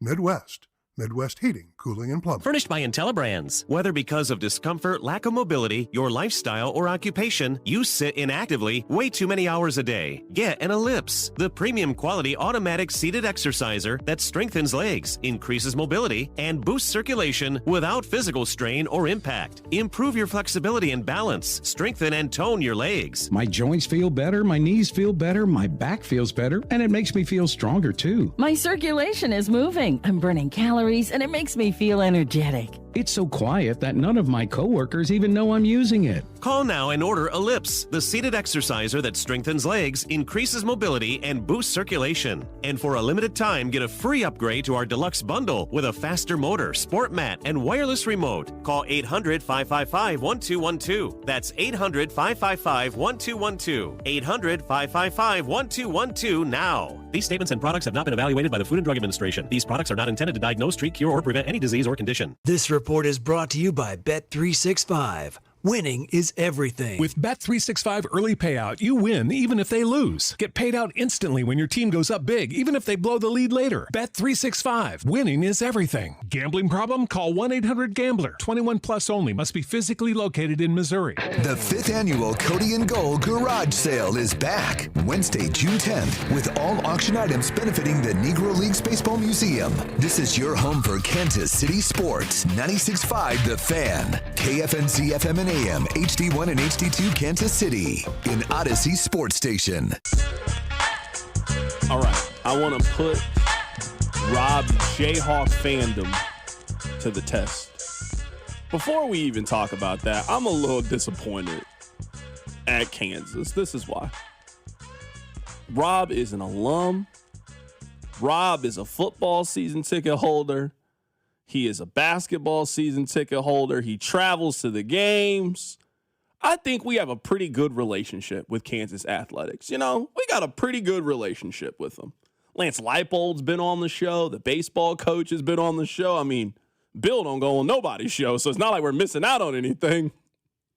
Rob called them today to try to get tickets for the baseball game. He was willing to buy the tickets. They told him tickets go on sale Wednesday at 10 o'clock. Rob was trying to get the hookup. He wasn't trying to get them for free. Just, hey, why don't you sell me my ticket so I can take my wife before they go on sale to the general public? And they told Rob, they gave Rob the Ticketmaster link. Nah, it's funny to me. Maybe it's not funny to you. It's funny to me. Kansas, hook my guy up. You guys, I remember you were begging people to come to the games. Rob want to come to the game. You can't look out for my guy? That's number one. Number two is this. Rob, I'm going to give you a choice. This is the choice. Kansas can win the College World Series. And I know you, Rob. If they were playing for the College World Series, you would go. If they were in Omaha and they had a chance to win the national championship, you and your wife would get in the car and you would drive to Omaha to be there. You would go to whatever place it is that does the Jell-O shots, and you would enjoy Omaha, Nebraska. You would have fun. Right now, you can take a guaranteed championship. Granted, it's not in a sport that you usually follow, but you can see Kansas be the best team in a sport, and you would be there for it. But on the flip side, Tyron Stokes sends out an Instagram post that says, upon further consideration, I am going to sit out the 2026 college basketball season in preparation for the NBA draft. I'm going to work out. I'm going to do everything I need to do, but I'm not playing basketball this year, and you can just let the Kansas season in basketball go how it's supposed to go. He will not be there for any of the games he's not playing. Would you take that trade? Would you press the button right now to ensure that Kansas baseball would win the championship? I don't think I would press the button. I think I would rather have Tyron Stokes play than a guaranteed national title. And it's twofold as to why. One, it is just a fact of life. College baseball is not the same level on a national scale as college basketball is. College basketball, we can look up the television numbers, it is something people still watch. It is very much in the zeitgeist. So it is, by all the metrics, more important, more viewed, more notable than college baseball. And two, while I'm very excited for Kansas baseball, and tomorrow at 9:59, I will be on my laptop ready to buy tickets to hopefully watch them play Arkansas on Saturday. That's what I'll be doing with my time tomorrow, and I want them to go to Supers. And if they beat Georgia Tech in the Supers, I will be excited. My college baseball excitement is new and fleeting. It basically started last year when I was like, oh, KU baseball is kind of good. That's fun, but it is not near the same fandom or, financial love, support, whatever that I have for the basketball program. So while it would be great and I would be elated if KU baseball did win a title, I am not sacrificing time with Tyron Stokes to have that happen. Okay, text line 9. I'm not judging you. Text line 913-586-7965. I know a bunch of you are KU fans. Usually, you guys only react on the text line if I poke fun at you. If I made fun of KU, text line would be going crazy right now. You'd be calling your brother to text into the show, saying the same 7 Missouri jokes you guys have been saying my entire life. This is the scenario. You can lock in KU to win the College World Series. Now, I hear what you're saying about college baseball. People don't watch regular season college baseball. The College World Series has always been different. Very much so. And regionals, too. It gets on ESPN. It's very different this time of year. It has always been different. People watch and care about the College World Series. People travel to the College World Series. I've been to the College World Series twice. I went there one year when LSU was there, and trust me, the stories are 100% true. I went to the last 2 years at Rosenblatt. Great time. A lot of fun. That's why I know if you went to the College World Series, you would love it, especially if your team is there. You are as KU through and through as anybody. I know. If you went up there to Omaha and you saw it and your team was making a run, you would really, really get into it despite you don't know who these people are, but you would just learn who they are over this 2-week stretch. I think you got to take the College World Series. I think winning the College World Series is the third best championship that your college team can win. Obviously, football is probably one. If you could see them win the national championship and navigate the playoffs. You have it ahead of women's basketball? Yeah, I think winning the College World Series. I think you would take more pride in winning the College World Series than winning the women's championship for sure. I think those two are pretty close, though. Like the K-State women's team. Well, I know we're changing schools. We had the coach on our air a couple of years ago. K-State fans understandably rallied around that women's basketball program. So I'm just curious, you would have college baseball ahead of women's basketball as far as prestige of winning a title. I think so. Okay. I think those are the four, though. I also think it depends on what school you're at. Are you at UConn or Tennessee? I think it's a real conversation. But yeah, I think if you ask Arkansas fans, for example, would you rather your team win the College World Series or see your women's team win? I think more people would pick watching their college baseball team. I think a lot of the schools in the South would probably also pick it too. I just think Tennessee's different because women's basketball is so part of the culture. Someone on the text line says, come on, C-Dot, you think KU fans are actually going to give up a chance to win a basketball championship for a baseball championship that no one cares about? They ain't winning the basketball championship this year either. I know everybody's excited about Tyron Stokes. Just want to ask you guys, KU's team is going to be led by a freshman and a bunch of transfers. Is that how they win championships in Kansas? Because I've been watching that formula for KU. This feels like what is becoming the new normal for KU. They're going to be a 4 seed or a 5 seed in the NCAA tournament. They're not going to win the Big 12. They're not going to make a deep run in the NCAA tournament. But it'll be fun, you know? They'll have some crazy come from behind victory in January where we'll all applaud how great Allen Fieldhouse is. They'll beat the number 1 ranked team at home because they'll get that opportunity because of the conference that they're in. I'm just going to guess that this probably isn't going to be that exciting of a Kansas basketball season. I've seen their team. I saw how they did in the portal. I wasn't super impressed. Now, maybe I'm just saying this as a Missouri fan, but other than Tyron Stokes and that 6'7" kid, I don't really know what else there is to be super excited about with this Kansas basketball team. They seem very mid to me. Mid, skip. I'm looking at that roster. That team looks very pedestrian to me. I would take the guaranteed championship. You guys have been frustrated with Kansas basketball for 3 years. I would just enjoy Bill Self's last few games coaching and call it a day. Do not call him the 6'7" kid. That's not who he is? No. I am curious, though, because it's a great question. Is there a Missouri question equivalent? Like, let's say Missouri was in the situation baseball-wise Kansas isn't now.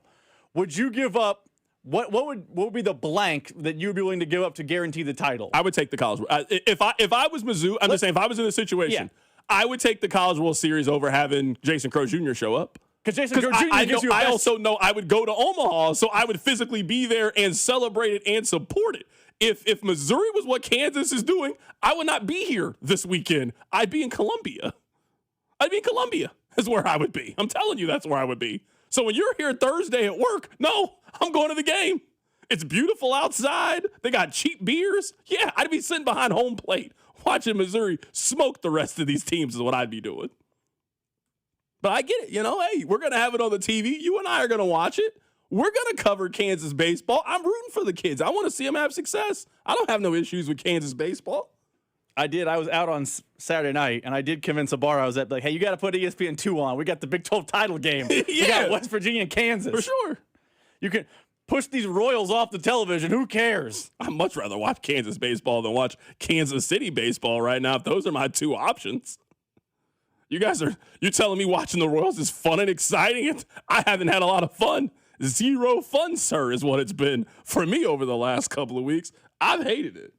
All right, coming up on the other side, let's get back to pro football. I saw one stat that should make you optimistic about the Chiefs this season. I'll tell you what it is. Keep it right here, so Drive. The Drive with Carrington Harrison on your home for K-State Athletics.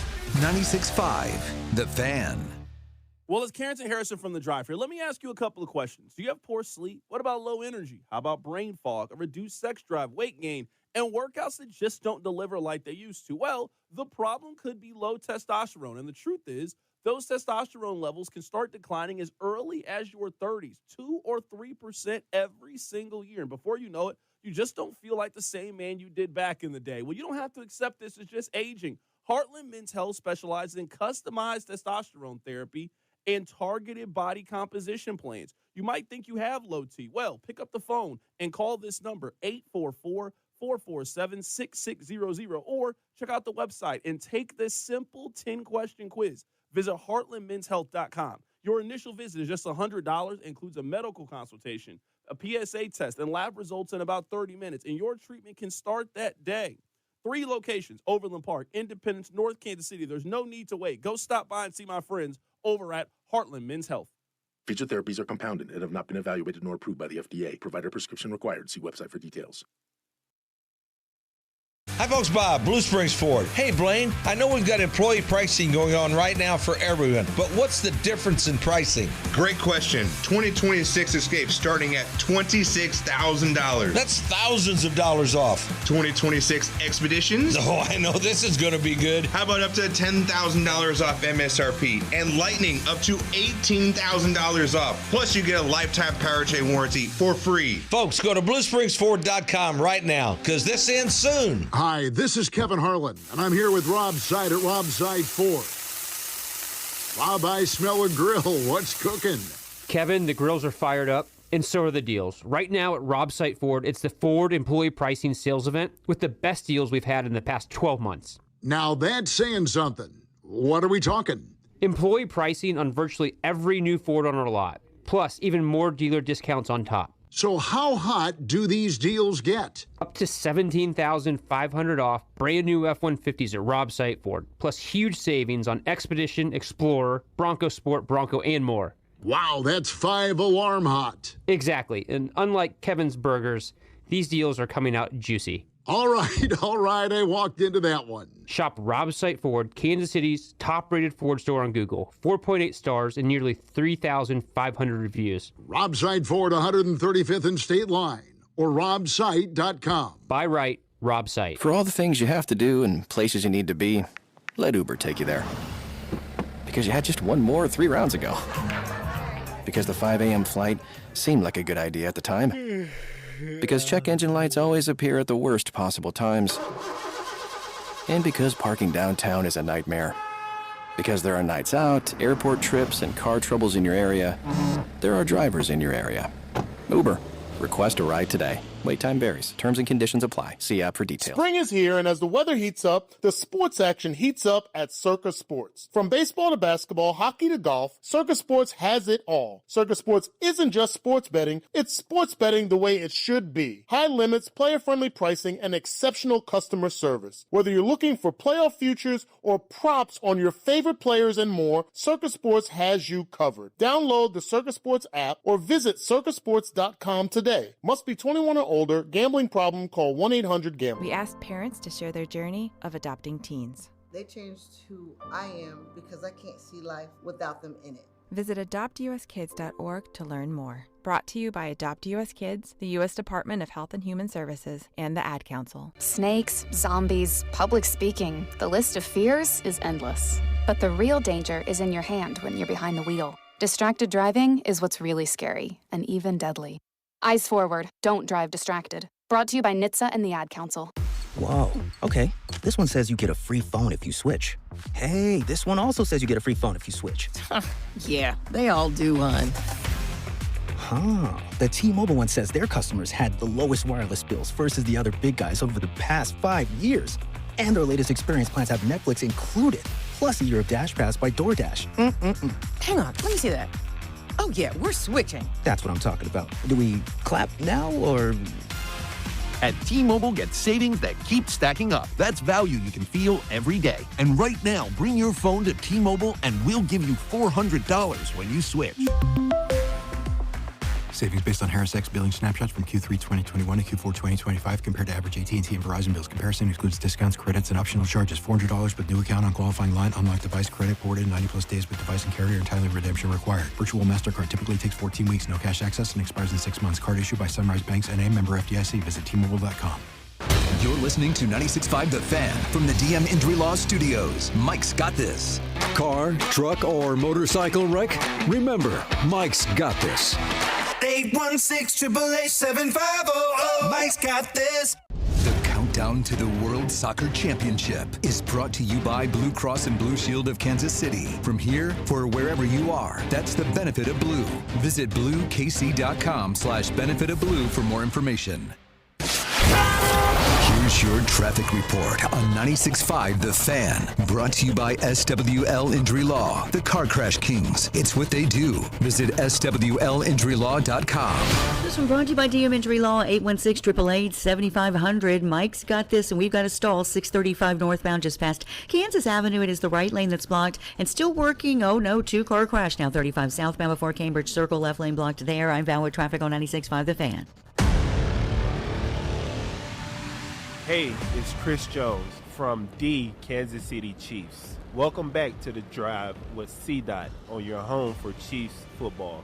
96.5 The Fan. All right, welcome back into the show. I want to give you a stat that came across my timeline earlier today, and I just want to ask, does this stat make you feel good about the Chiefs? Now, you guys might not find this that hard to believe, but Rob is not super optimistic about the Chiefs.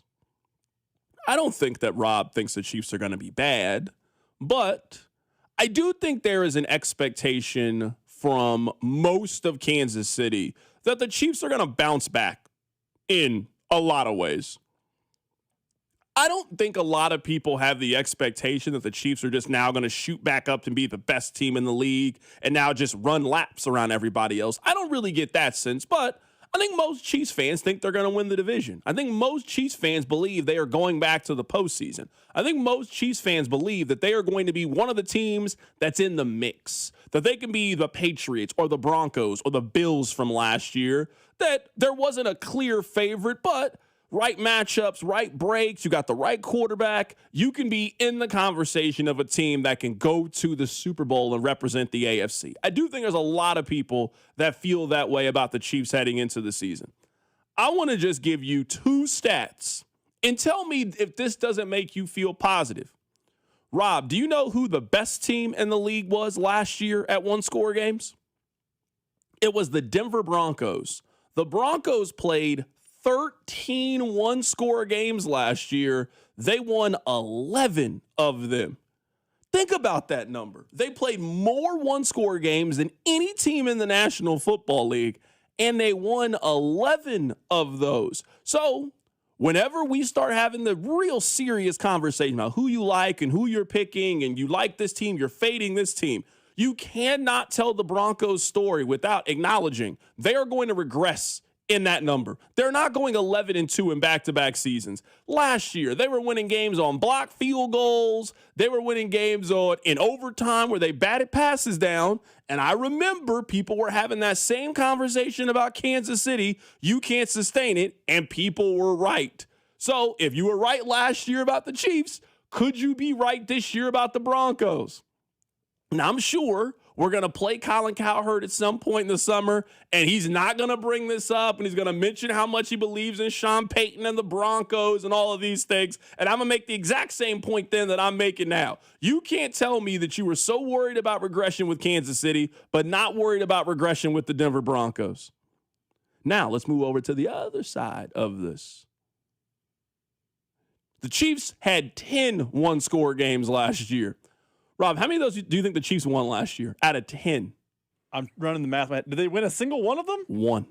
Who was the one? Chiefs do we know? went, not off the top of my head.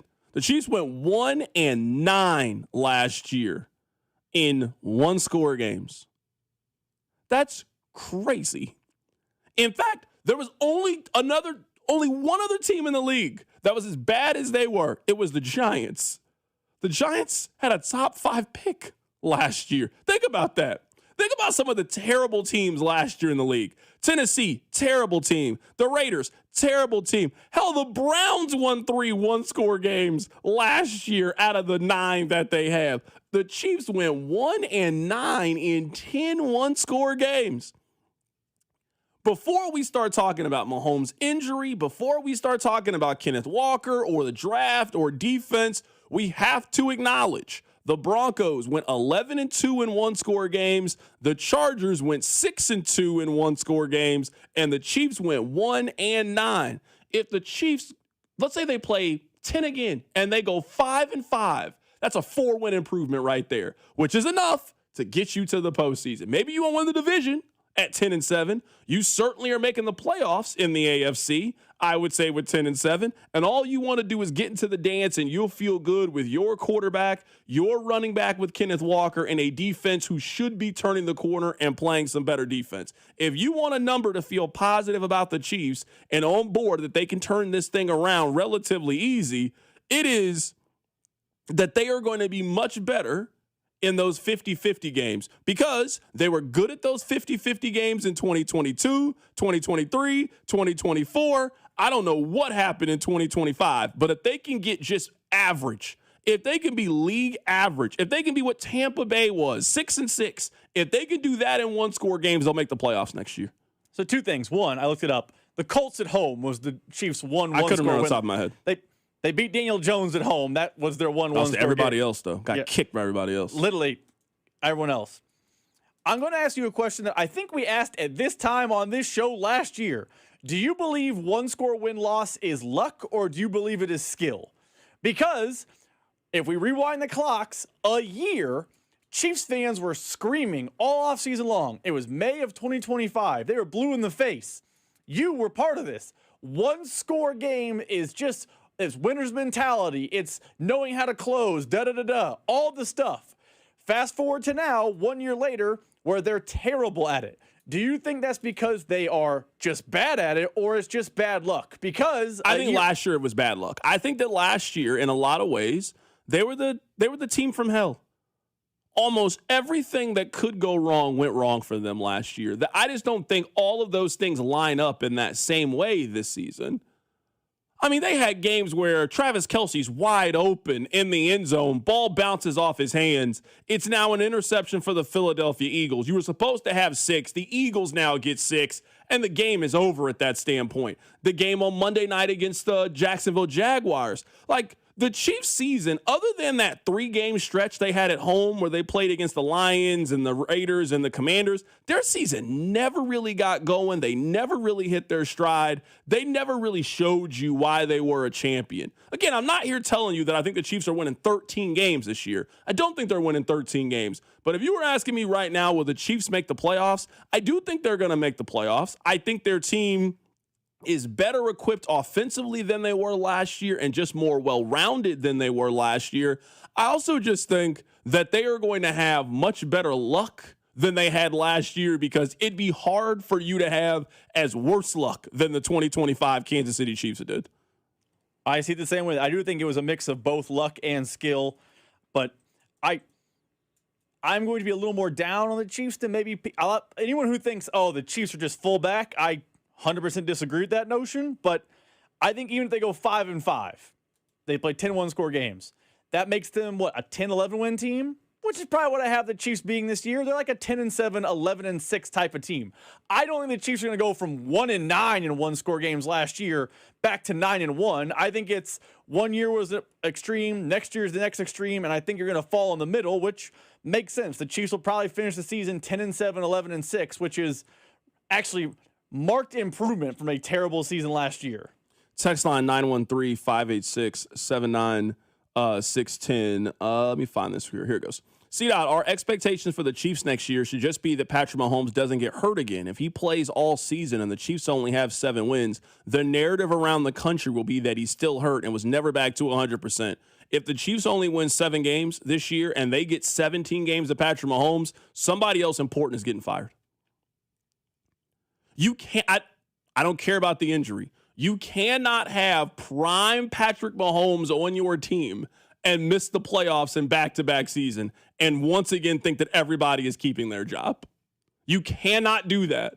Somebody important is getting fired if they win 7 games this season. And they once again pick in the top 10. Absolutely.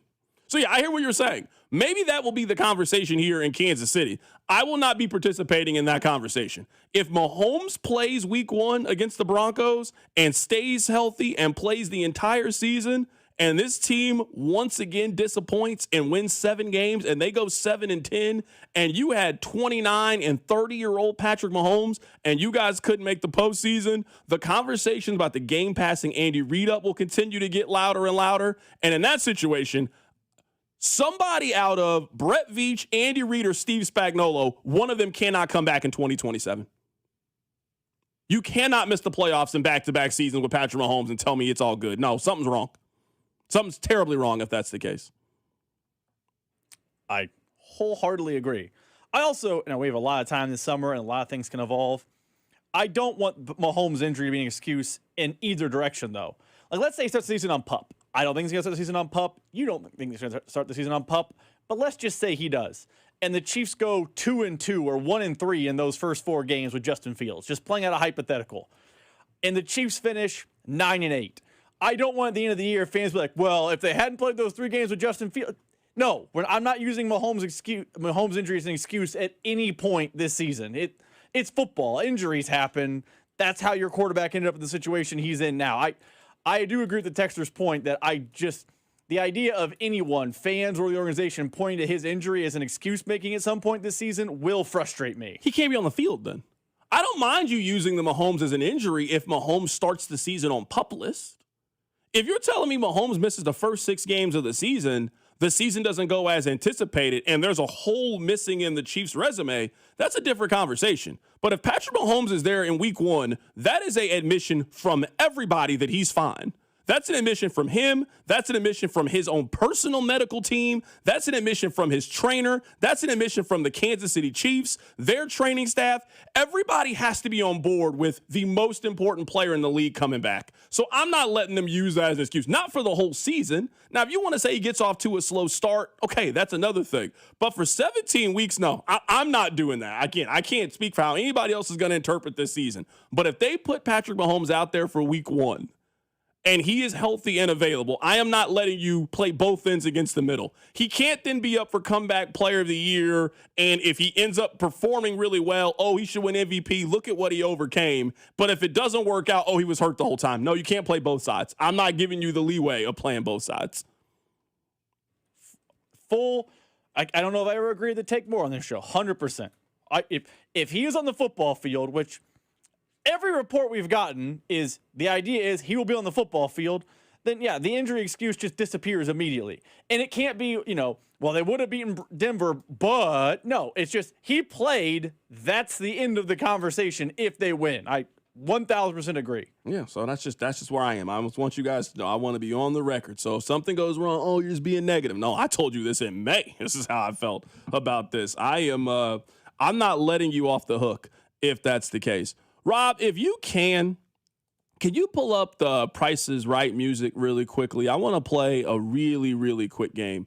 While you're doing that, let me play for you guys what the head coach of the Cleveland Cavaliers had to say. Now, this is not very often that on this radio show we would play what the head coach of the Cleveland Cavaliers had to say. But if you're somebody that hates analytics and thinks that analytics is the downfall of American sports society, oh, you want to hear this. So you saw the Knicks. They got smoked out of the NBA playoffs. Shellacked. Got destroyed. Listen to this nonsense. Analytically, I think we've won I said 3 out of 3. We're 2 out of 3 in the expected. I don't know if you guys follow that. There's like an expected score, and we won 2 out of the 3. And I know you're looking confused, but there is really, if you believe in process and all that, like, man, take that layer. I know I don't throw that on them. I see it for myself. We have this feeling, then I can go to our analytical table and be like, man, we are. And I think last night it was, the expected score was like 1 point or 2. Us shooting way below expected, them shooting way over. I know when no one wants to hear that. I think you guys like hearing it. I know, general public, no one wants to hear it. Everyone's outcome based, and, sure, I get that too. This is loser energy. I want to start seeing the media push back more and more. Because he then says, oh, you're looking at me confused. Yeah, I am confused. This is what I don't get about analytics and all of this stuff. There is a system of determining who wins this game that we all have signed up for. You don't get to create your own metrics of who wins and loses. Expected score. Analytically, we think we won 2 of the 3 games. Is that how we're measuring who wins or loses these games? This is like when a baseball player's in a slump and you guys tell me, well, he's hitting the ball hard. Oh, he's hitting it at people. What does it matter? That's an out. It's nonsense. I'm not even trying to be funny. Analytics is the downside of sports culture. It really is. It's the worst.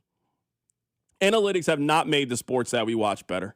It has not made the sports that we watch more entertaining. If anything, they try to make us feel like we're dumb. How you could get swept the way that the Cavs did, and then James Harden comes out and says nonsense like this? Yeah, it was 4-0, but I don't think we had a chance as far as our best shot. From a standpoint of the circumstances. Obviously they dominated us 4-0, but I don't know if I can necessarily answer that question. Just because genuinely I do feel like we are the better team. What? What are you You got beaten game 4 by 40 points. We think we're the better team. Then your coach is saying, you know what? It explains why the Cavs got smoked the way that they did. Honestly, it explains why the Cavs got dominated. You did that in front of Taylor Swift. Taylor Swift could have been doing anything. She could have been in Monaco. She could have been in Sicily. She could have been having real, authentic Italian pasta. Real great. She decided to spend her evening in Cleveland, Ohio, watching James Harden play playoff basketball. And you're going to disrespect the queen that way? You ought to be ashamed of yourself. Real sick work from Cleveland. Real sick work. Rob, hit the music. Let's play a game. Let's play a real quick game. How much for 2 tickets for Knicks and undecided? So the face value for tickets for Madison Square Garden were released. Now, I'm not going to put you down on the floor. I'm going to get you the upper deck. So these aren't the Chalamet seats. I'm talking about section 425. I'm talking about the nosebleed seats. You can touch the Marc Messier banner up there. Rob, how much do you think that 2 tickets cost for Game 3 of the NBA Finals in Madison Square Garden? Again, I want you to remember that this is not the StubHub price. This is the face value Madison Square Garden Game 3 NBA Finals ticket, $425. How much do you think a pair costs? I got to account for New York pricing, too. Things are just more expensive in New York. $900 for 2? It's like $450 a pop? $900? For face? That's my guess. That's Okay. face. Fade it down.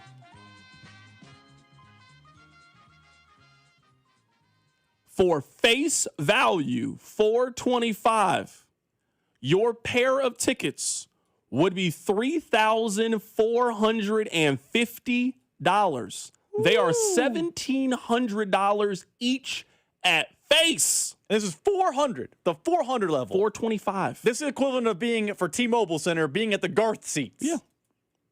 That's what face is. If you want the 200 level, it's $2,100. If you want to be in the 100 level, this is face value 101. The face value is $3,300 at Madison Square Garden.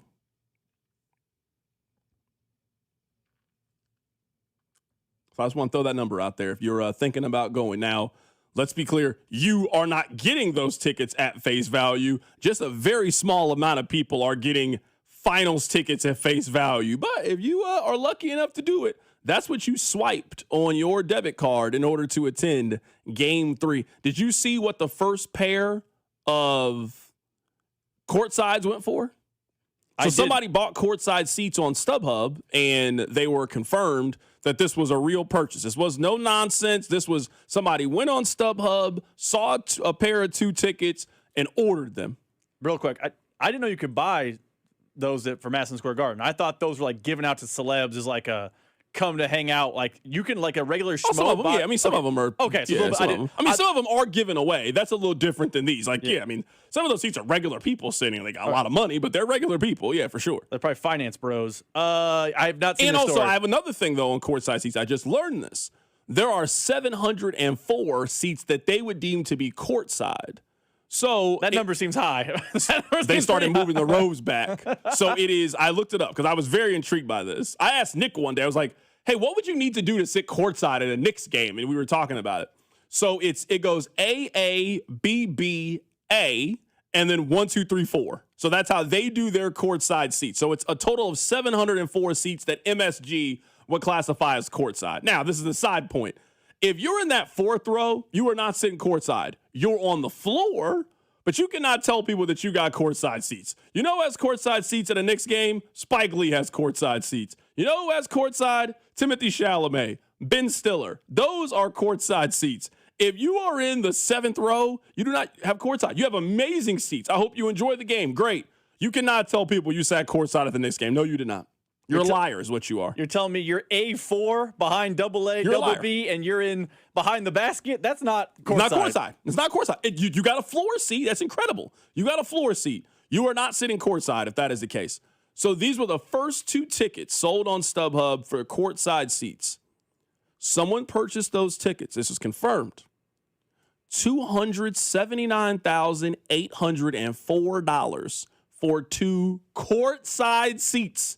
That's a house in Olathe. It's a very small house, yeah. That's a house in Olathe. You can get a house in Brookside for $270. Somebody spent that for one basketball game. Coming up, that would be the final start Wednesday, June right? 3rd. So it'd be like June 8th, June 9th, somewhere. Let me ask you this. I mean, you don't know.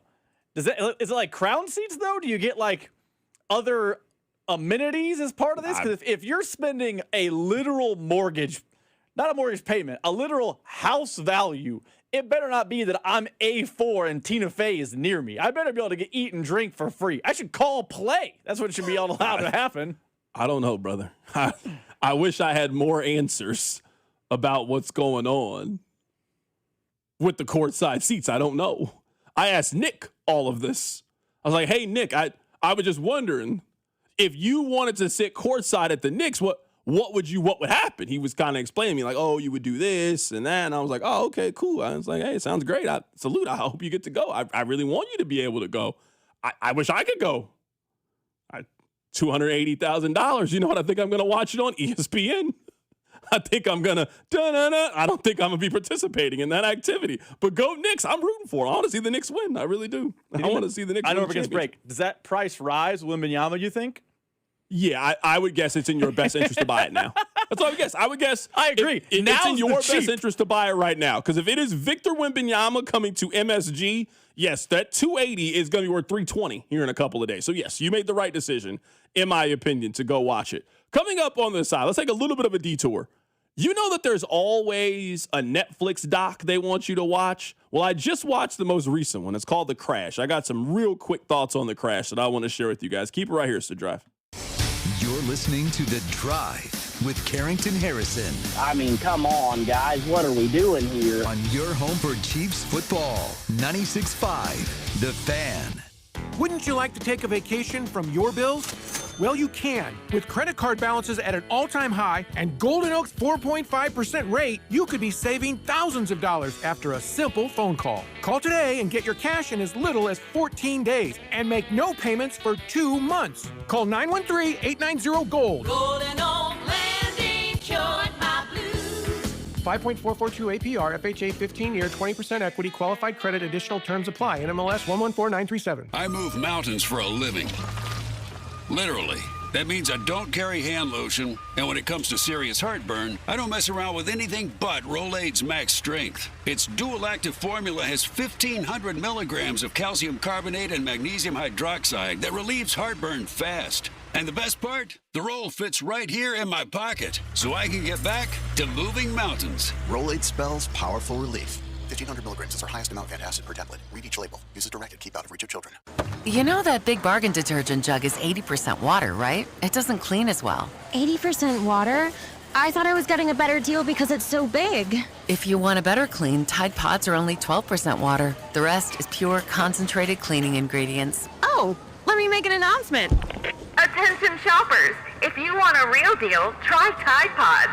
Stop paying for watered-down detergents. Pay for clean. If it's gotta be clean, it's gotta be Tide Pods. Water content based on the leading bargain liquid detergent. Liberty Mutual customized this song for you.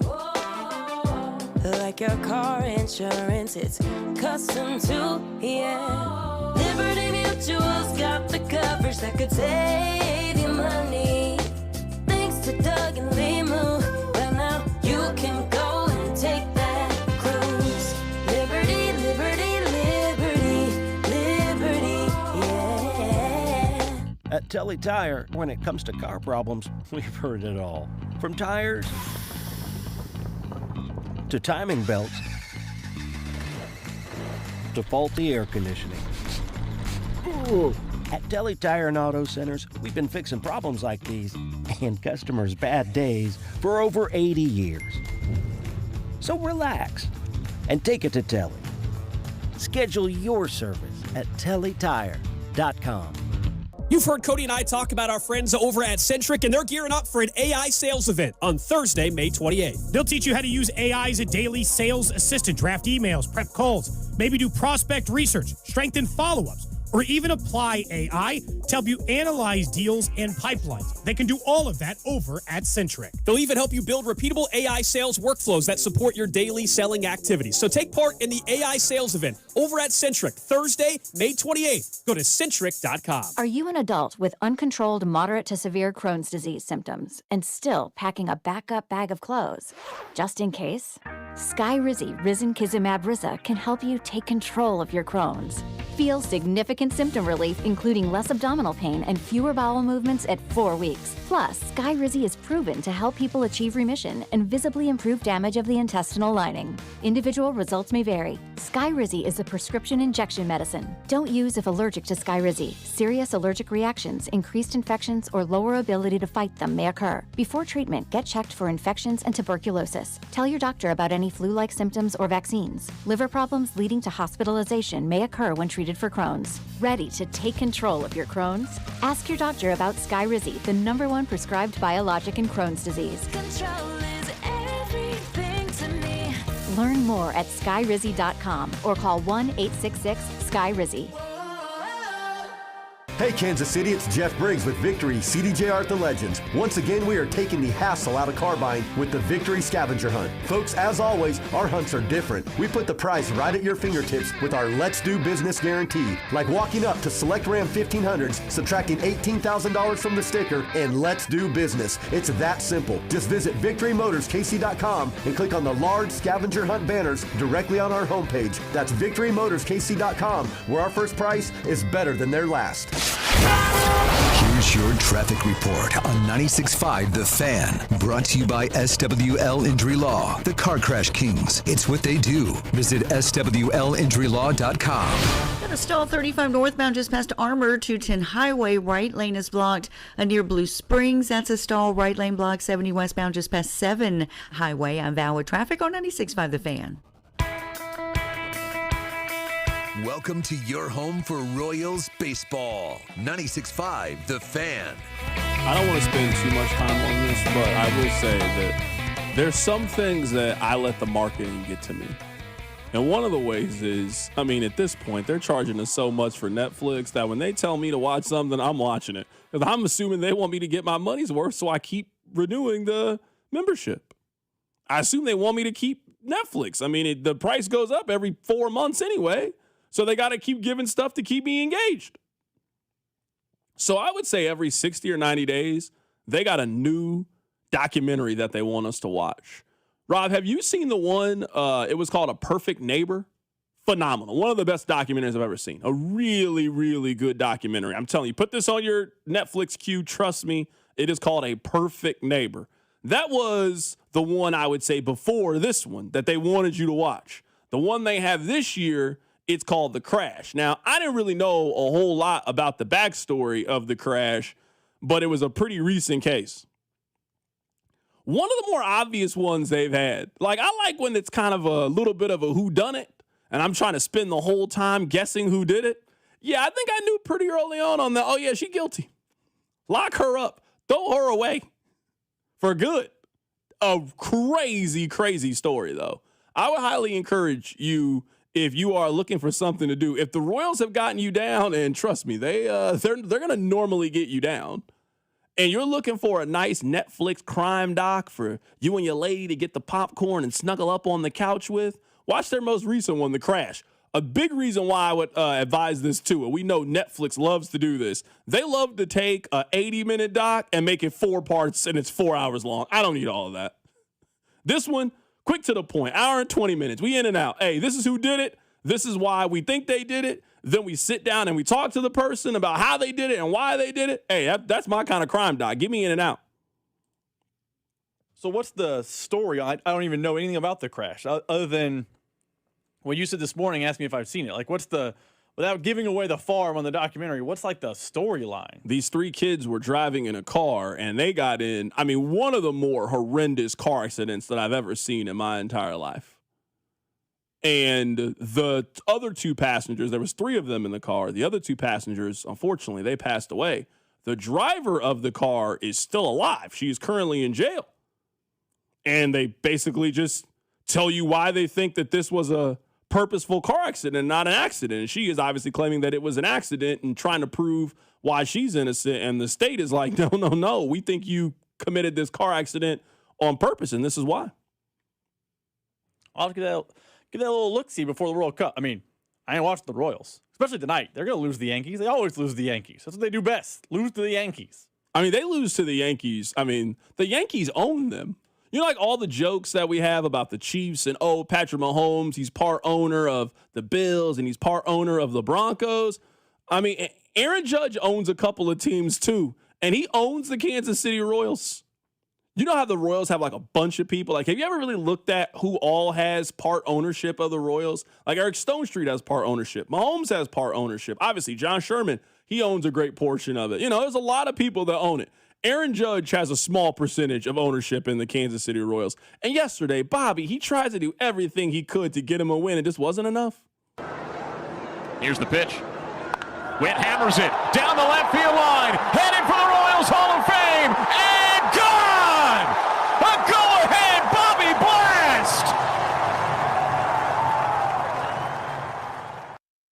I mean, he really did everything that he possibly could to try to help them. And it just, it wasn't enough for the Royals yesterday. You are 100% right. They have just, they've just been getting dominated by the New York Yankees. It's been so long. I had forgot about this audio, and you reminded me. This was the last time that the Royals beat the Yankees in a baseball game. Hit to short. Witt gets the force. Can they turn two? Yes, they can, and it's just the point we were making. It's not Giancarlo's fault. A near base hit. Couldn't beat it out at the other end. Turns into a double play. I've never heard a national announcer so disappointed when one of the teams hit into an out. That would make sense to me if that was the local broadcast. If that was the Yes Network or the Yankees Radio Network, that would make perfect sense to me why it sounds that way. Isn't Bob Costas a Cardinals fan? Like, what are we doing here? Why does he sound so heartbroken that the inning is over? Hit to short. Witt gets the force. Can they turn two? Yes, they can, and it's just the point we were making. It's not Giancarlo's fault. A near base hit. Couldn't beat it out at the other end. Turns into a double play. He said it's not his fault. He hit into a double play. There were other available options. He didn't have to do that. It's not his fault. Okay, all right. That was the last time that the Royals beat the Yankees in a baseball game. That was October 7th of 2024. They had a chance to do so yesterday, but they're the Royals and they're the Yankees, and that pretty much sums all of that up. I can't get over that call. I don't think Mitch is that distraught when the Chiefs turn the ball over. Like, it would at least make sense to me if that was the case. Even then, Mitch will say something like, pass, Kelsey bobbled it, and it's going to be picked off. Bob Costas was like, no, my best friend, a grounder. I'm so hurt. He said that's why we say it's not his fault. Well, whose fault would it be? Who else is guilty of this ground down to a double play in the postseason if it's not him? Also, the excitement, the ground ball. Oh, no. It's going to be a double play. He but did it's not sound his so fault. despondent in all of it. What emotion do you think Royals fans feel right now towards the Royals?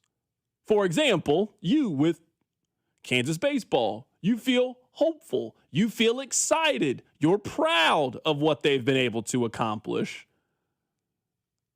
If you cheer for Mizzou, you're hopeful about this upcoming season, whether it's football or basketball. The Chiefs, there is an expectation the Chiefs are going to bounce back. So there is a sense of revenge. Hey, you might have got us while we were down, but we're retooling, we're reloading, and we're coming back for our rightful spot at the top of the AFC West.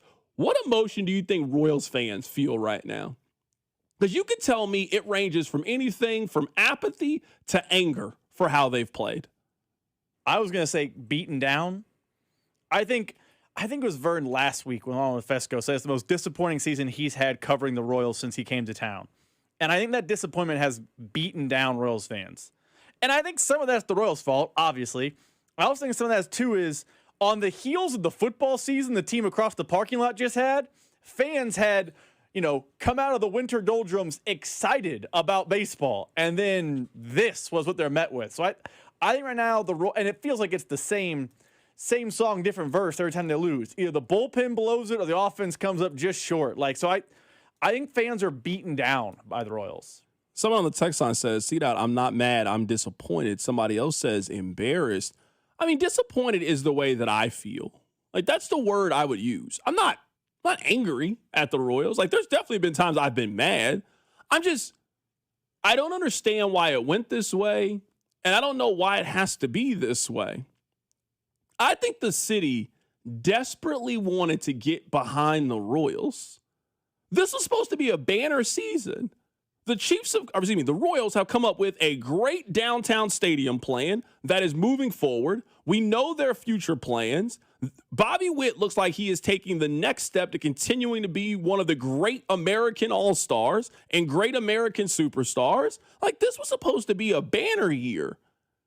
Their core, their nucleus, the guys that went on to the WBC, this was supposed to be a celebration of the Royals taking that next step. They won. They were over 500 last year, them getting back to the postseason. Maybe they host the wild card round, and the Royals feeling a little bit dangerous. They never really gave you a reason to be excited about baseball this year.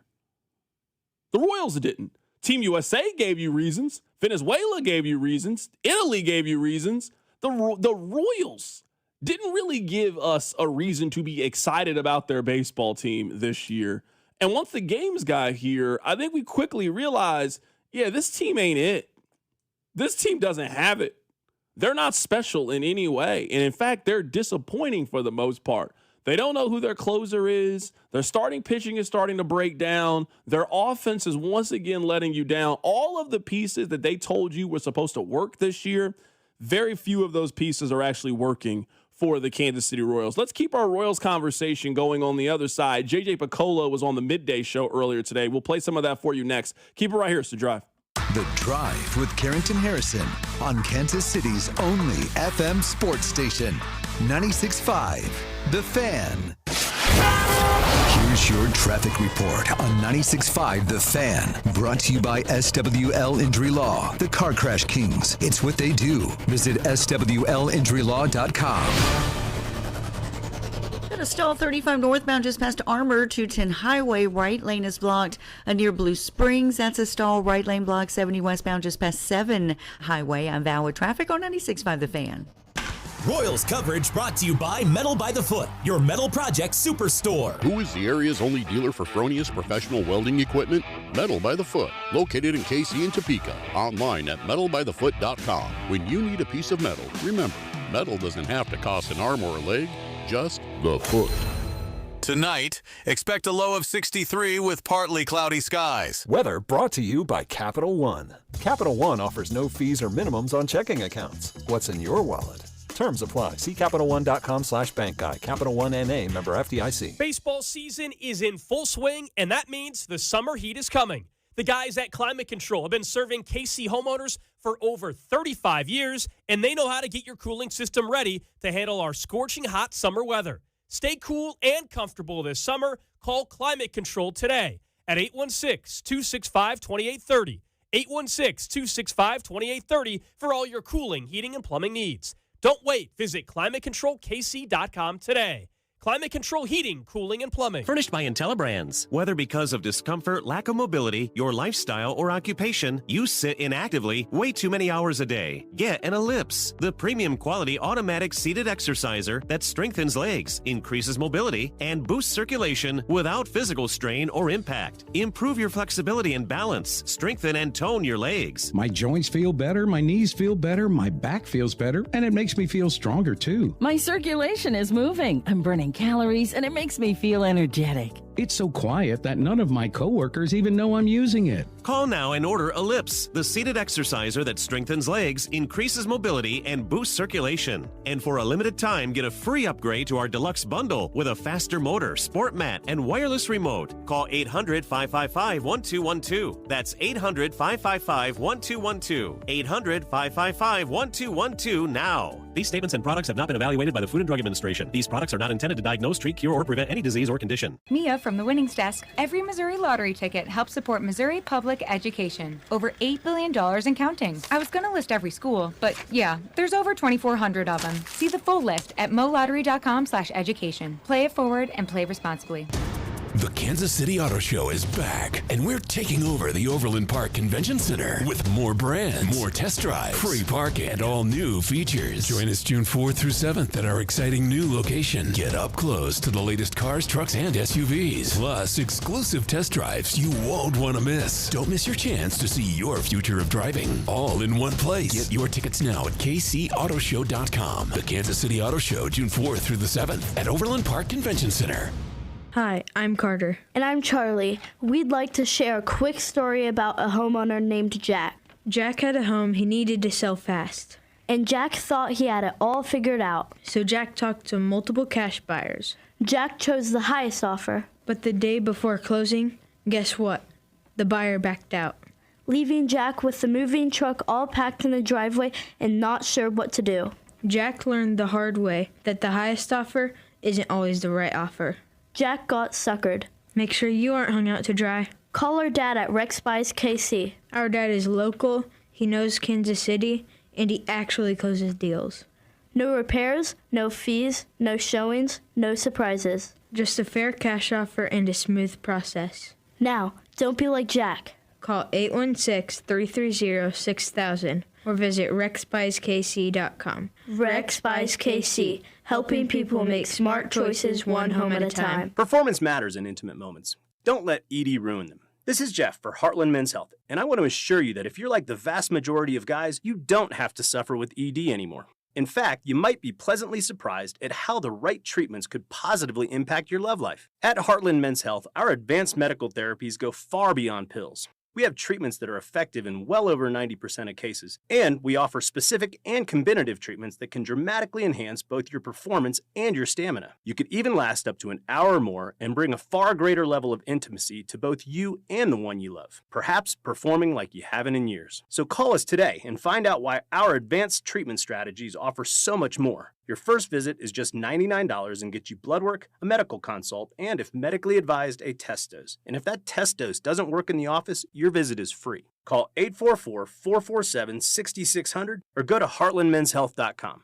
Heartland Men's Health, advanced medical science to improve men's lives. Car, truck, or motorcycle wreck? Remember, Mike's got this. Paid for client portrayal and endorsement. Choice of a lawyer is an important decision and should not be based solely upon advertisements. After my car wreck, there was a lot I didn't know. I do know. If you've been hurt in a car wreck, call me. I've got this. Mike's got this. 816-888-7500. Mike's got this. Make sure to subscribe to our YouTube channel to watch all your favorite shows, shorts, and clips. This is your home for Kansas City sports. 96.5 The Fan, KFNZ FM and AM, HD1 and HD2 Kansas City, an Odyssey sports station.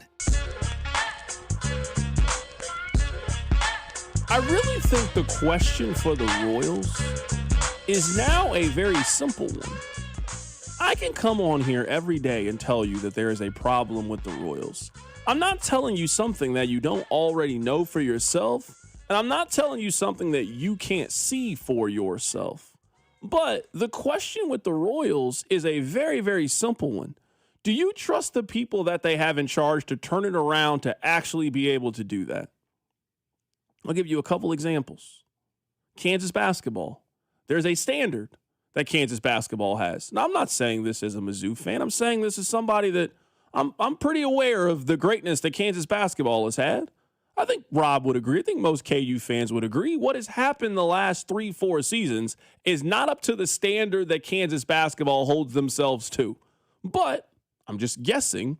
You have all the confidence in the world in their athletic director and their basketball coach to get it back on track with what the expectations of Kansas basketball is. I don't think you can question their athletic director. I think he's shown you he's very, very good at this. He hired your football coach. He hired your baseball coach. Look at the money they've been able to generate. Look at what they've been able to do with that football stadium. A lot of that is Travis Goff. So you got the right AD in place. And if he is giving the head coach the resources he needs to go out and keep getting number one recruits and dominating the transfer portal, there's an expectation that those people will get Kansas basketball back in line with where they are accustomed to being. With the Kansas City Chiefs, there is an expectation with the head coach that you have, who's one of the 5-10 greatest head coaches in league history, a general manager who works well with that head coach, who's had his own measure of success, and one of the best owners in the NFL. There's an expectation that that foundation, coupled with one of the great defensive coordinators in league history, they have the ability to turn this thing around. Do you have confidence that the Royals can do that? Do you have confidence that John Sherman can identify the problems that the Royals have, and can he set them back on the correct path to being a team that can make a run? One of the quotes that stand out the most to me with John Sherman was on the day they fired Dayton Moore. And if you remember, on the day they fired Dayton Moore, the way that they did it, to me, was really symbolic. They wanted to let you know that the hospital was under new management. They wanted you to know that Dayton was not in charge and that we were going to do things different. And you remember, Rob, in that press conference, he said, Dayton always talks about winning a championship. Well, step one is making the playoffs. Step one is being a wild card team. We want to do that consistently. Remember when he said that? Now, that's a big-time quote because he's 100% right. It's great to talk about winning a championship, but can you win your division? Can you make the playoffs consistently? Can you turn into one of those kind of franchises? I think we would agree. I think John Sherman would agree. They have not done step one of what his plan is. So do they think that they have the proper foundation, the proper leadership to get them to where they want to go? Now, this is the general manager of the team. This is J.J. Picollo. No reason to think they are firing J.J. Picollo anytime soon. He was on the midday show. He has full faith and confidence in their manager. Here he is. So is there a point? Potentially, yes. But, one of my favorite sayings is when emotion walks in, logic walks out. So when you think about things rationally and logically, and then you come to the conclusion that this is what's best, for the player, which in turn is best for the team, that's when you make a change like that. But we are not there. And the other part of this is if you have somebody that's pushing the envelope, that's really driving to be your 3-hole hitter, 4-hole hitter, that's a different discussion as well. But right now, we don't feel like we've had somebody that's really showing signs that they will give us a better chance in those spots than Vinny and Salvi. So it's not just those two individuals, because now when you take any other hitters and you slide them in a 3-4, you're changing the dynamic of what you're asking them to do as well. So there is a little bit of a cause and effect to this, and you got to be careful, if and when you do it. But it is something that you constantly look at and you play with and you try to figure out what's best. And right now, the way Key's running them out there, that's what we think is best. I mean, the Royals are telling you they trust their process. Now, I think it's easy for you and I to tell them that they're wrong. I mean, their process has them as the second worst team in the American League. I mean, they missed the playoffs last year. I mean, their way is not working, not to the way that I think most people think that it should be working. And I'm guessing the owner of the team feels that way as well. That's, to me, the real question of where we are. What do you have faith in? What do you have confidence in? And if this season turns out to be a lost year, what is the foundation that you want to keep in place moving forward to try to get this thing back on track? Because I think the Royals made minimal changes last year. They did very few things to try to shake things up. The expectation from the fan base this fall and winter is going to be, you can't just run back that team again. You can't run back that core, that nucleus. You can't make minimal improvements and then try to sell me that you're going to be a playoff team in 2027. Now, I want to play one more cut here from J.J. Picollo. Here he is looking in the mirror and trying to give an honest assessment of where the Royals are. Here he is. Well, you want to be honest and upfront, with everybody. I got to look in the mirror and be honest with myself. Q and I got to have tough conversations that are real. And when you're not playing well, they are a little bit more, emotionally charged. There's a sense of urgency, but at the same time, we got to keep perspective. We got to keep guys in the right mindset. That you don't want to, send up a flare and there's panic. You can't do that because the reality is we're not even a third of the way through the season yet. But we certainly got to get things moving in the right direction. So that's the challenge. It's a balance somehow of how do you address it without causing, so much concern. But at the same time, I think the players understand themselves, what we're not doing well. It's just a matter of how do we fix it and how do we keep the right mindset, and that's a winning mindset, and recapture that. Sometimes you have to make a difficult decision. Nobody wants to make difficult decisions. That's what makes them difficult. I do not understand how Alex Zumwalt can continue to keep his job. It doesn't make sense to me.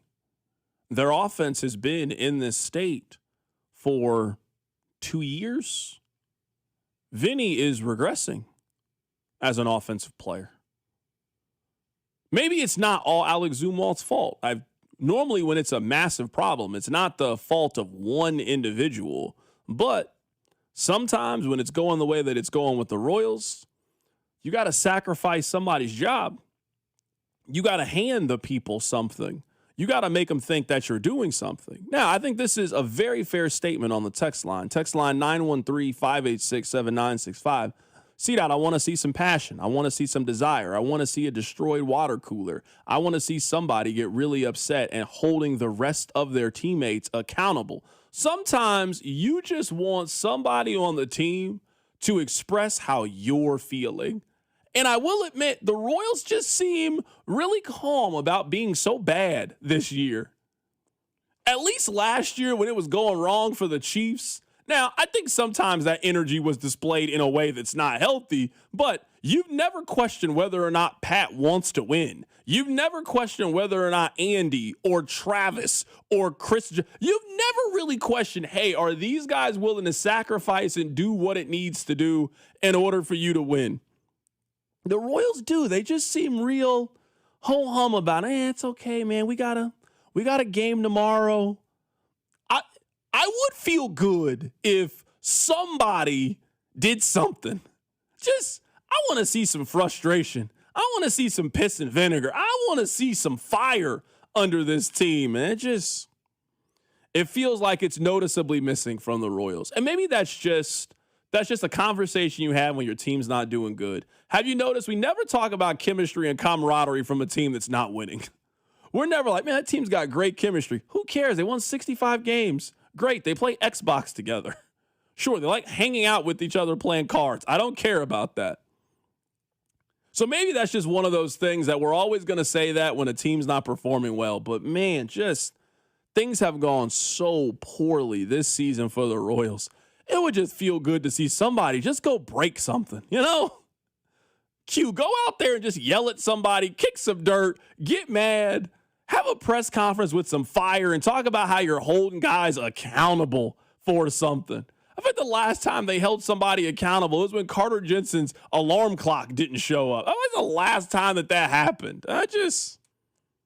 Something just is off with this core. And I can't exactly put my finger on exactly what it is. I'll be happy to have Vern on the show to try to get a better idea, a better feel of what he thinks. So something the pieces, they're not coming together the way that they need to.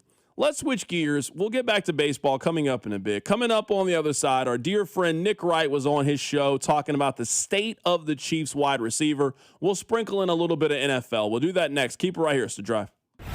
Tune in to hear the Hall of Fame voice of the Royals, Denny Matthews. There's a high fly ball, deep left center.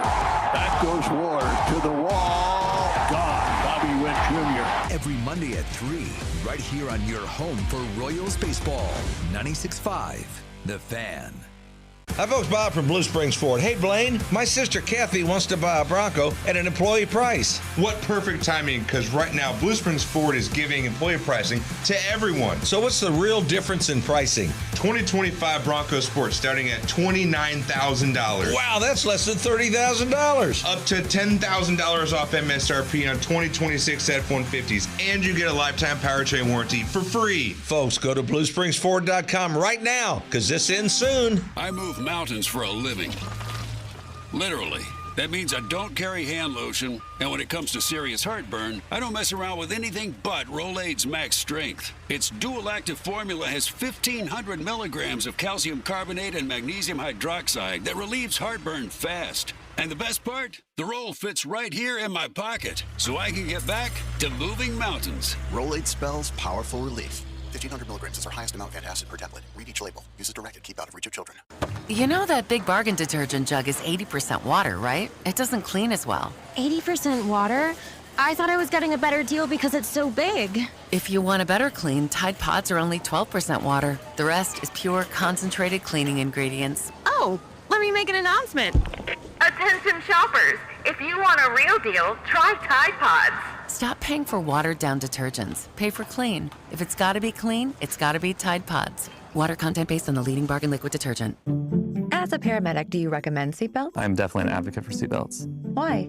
When you're in a wreck, the seatbelt immediately will lock you in place and hold you exactly where you are. And if the vehicle rolls, spins, or just sustains a lot of force, you're going to stay right where you are, protected and cushioned. That's how they're designed.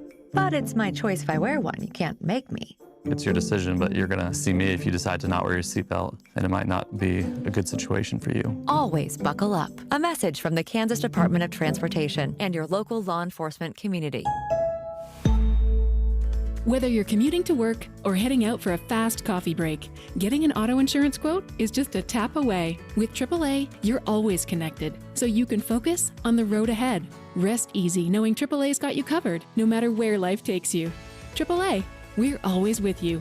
To start your quote, visit AAA.com/insurance. Insurance provided to qualified AAA members by Automobile Club Inter-Insurance Exchange and AAA affiliate insurers. Membership requires a separate payment. Chris Stigall lied about President Trump. Donald Trump's not a conservative. I will not support Donald Trump. And now he's lying about Nathan Willett. Woke Willett spent $631,000 of your money on transgender outreach programs. Those are flat-out lies from Chris Stigall, who attacks President Trump. And here's the proof. He voted against trans surgeries and trans bathrooms. Nathan Willett is a Christian, conservative, and seventh-generation North Missourian. I'm Nathan Willett. I'll fight for President Trump, and I approve this message. Paid for by Nathan Willett for Congress. Hey, it's Dusty Likens, and you know baseball's back. BetMGM, the official partner of Major League Baseball, is bringing the high heat all season long. All season long, you can log into the BetMGM app and receive top-tier promos that put you in the batter's box and up the excitement for America's pastime. Step up to the plate all season with Swing for the Fences, the free-to-play game where every swing could score you rewards. We're talking parlay boost tokens, odds boost tokens, same-game parlay boosts, and even bonus spins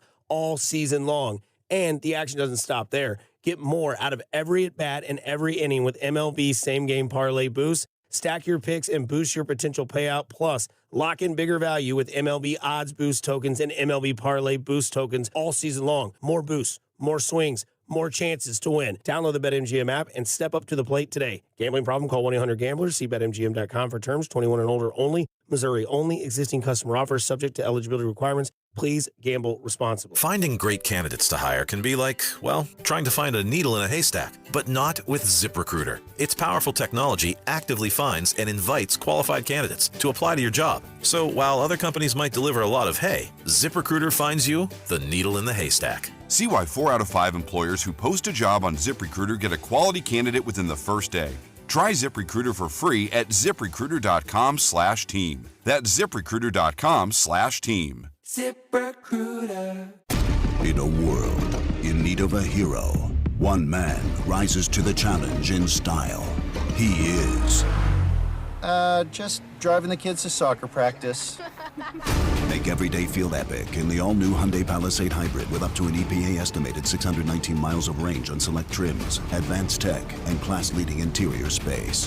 Visit HyundaiUSA.com or call 562-314-4603 for more details. And hey, come on, no cleats on the seats. This report is brought to you by Bet365. Winning is everything. With Bet365 early payout, you win even if they lose. Get paid out instantly when your team goes up big, even if they blow the lead later. Bet365. Winning is everything. Gambling problem? Call 1-800-GAMBLER. 21 plus only. Must be physically located in Missouri. You're listening to 96.5 The Fan from the DM Injury Law Studios. Mike's got this. Car, truck, or motorcycle wreck? Remember, Mike's got this. 816-888-7500. Mike's got this. The countdown to the World Soccer Championship is brought to you by Blue Cross and Blue Shield of Kansas City. From here, for wherever you are, that's the benefit of blue. Visit bluekc.com/benefit of blue for more information. Here's Here's your traffic report on 96.5 The Fan. Brought to you by SWL Injury Law, the Car Crash Kings. It's what they do. Visit SWLinjurylaw.com. Downtown new problem, 35 northbound just before front. It is the right lane that's blocked. North KC, that stall still working. 35 northbound just past Armour 210 Highway. Right lane is blocked, so scoot to the left through there. We've also got out at K10 eastbound just past K7. Right lane blocked. I'm Val with traffic on 96.5 The Fan.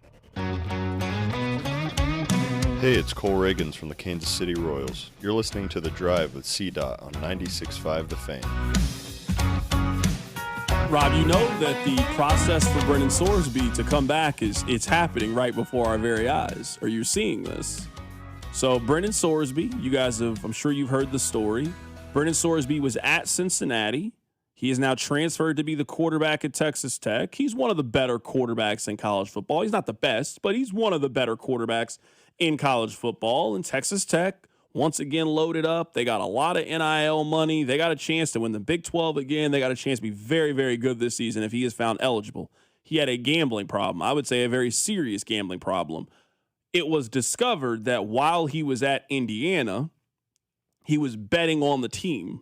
Now, you know, they frowned pretty heavily on that, and he was deemed ineligible.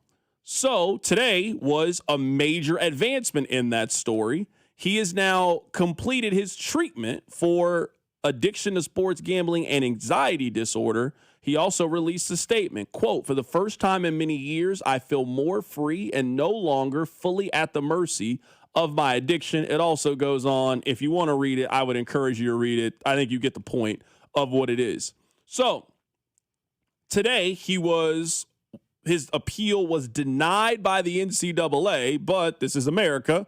You can now take it to the court and legal action when it comes to determining on whether or not he is going to play. Rob, you see the play happening in real time, right? Brendan Sorsby is going to play this season. He is absolutely going to play this season. And this will be, to me, one of the last straws from the NCAA. If the NCAA can't legislate a player who was a part of their system and also gambling on his own team, if they don't have jurisdiction over that person, we've just simply lost the plot of college athletics, and the NCAA just can't function anymore.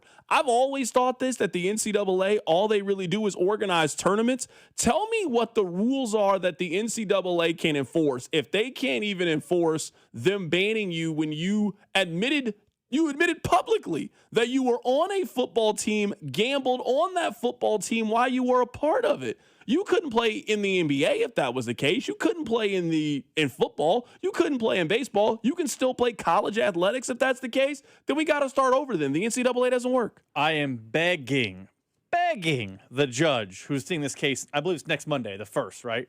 I'm begging him to rule him ineligible. And I know last week we kind of joked about it, at least off air. I think he is going to play. The judge cannot allow this. I'm not saying you're wrong. I think there's a chance the judge rules in Sorsby's favor. And I know that last week there was speculation the judge is a Tech fan. That judge has since recused himself. I don't know anything about the new judge. But I think there's a chance you're right, but it just absolutely cannot be allowed to happen. He gambled on games that he was on the active roster for. There's like one rule anymore now in college sports, and that's the one. We got 28-year-olds playing after 9 years of eligibility, but if you're gambling, you're done. It cannot be Sorsby comes back next year. It can't be. Okay, we'll see. Some people on the text line, zero chance he plays. Okay. I'm telling you that he is going to play. That is my official prediction. The NCAA, they do not win these appeals. I remember it used to be if you played 4 years of college athletics, you couldn't play. They now have found a loophole where they can't even enforce that anymore. They can't enforce what school you go to. What have they been able to enforce? This is the last thing that you can enforce. This is the last thing. Hey, you can't gamble on your own teams. It looks like maybe you can. So here's the whole story, and we can move on from this.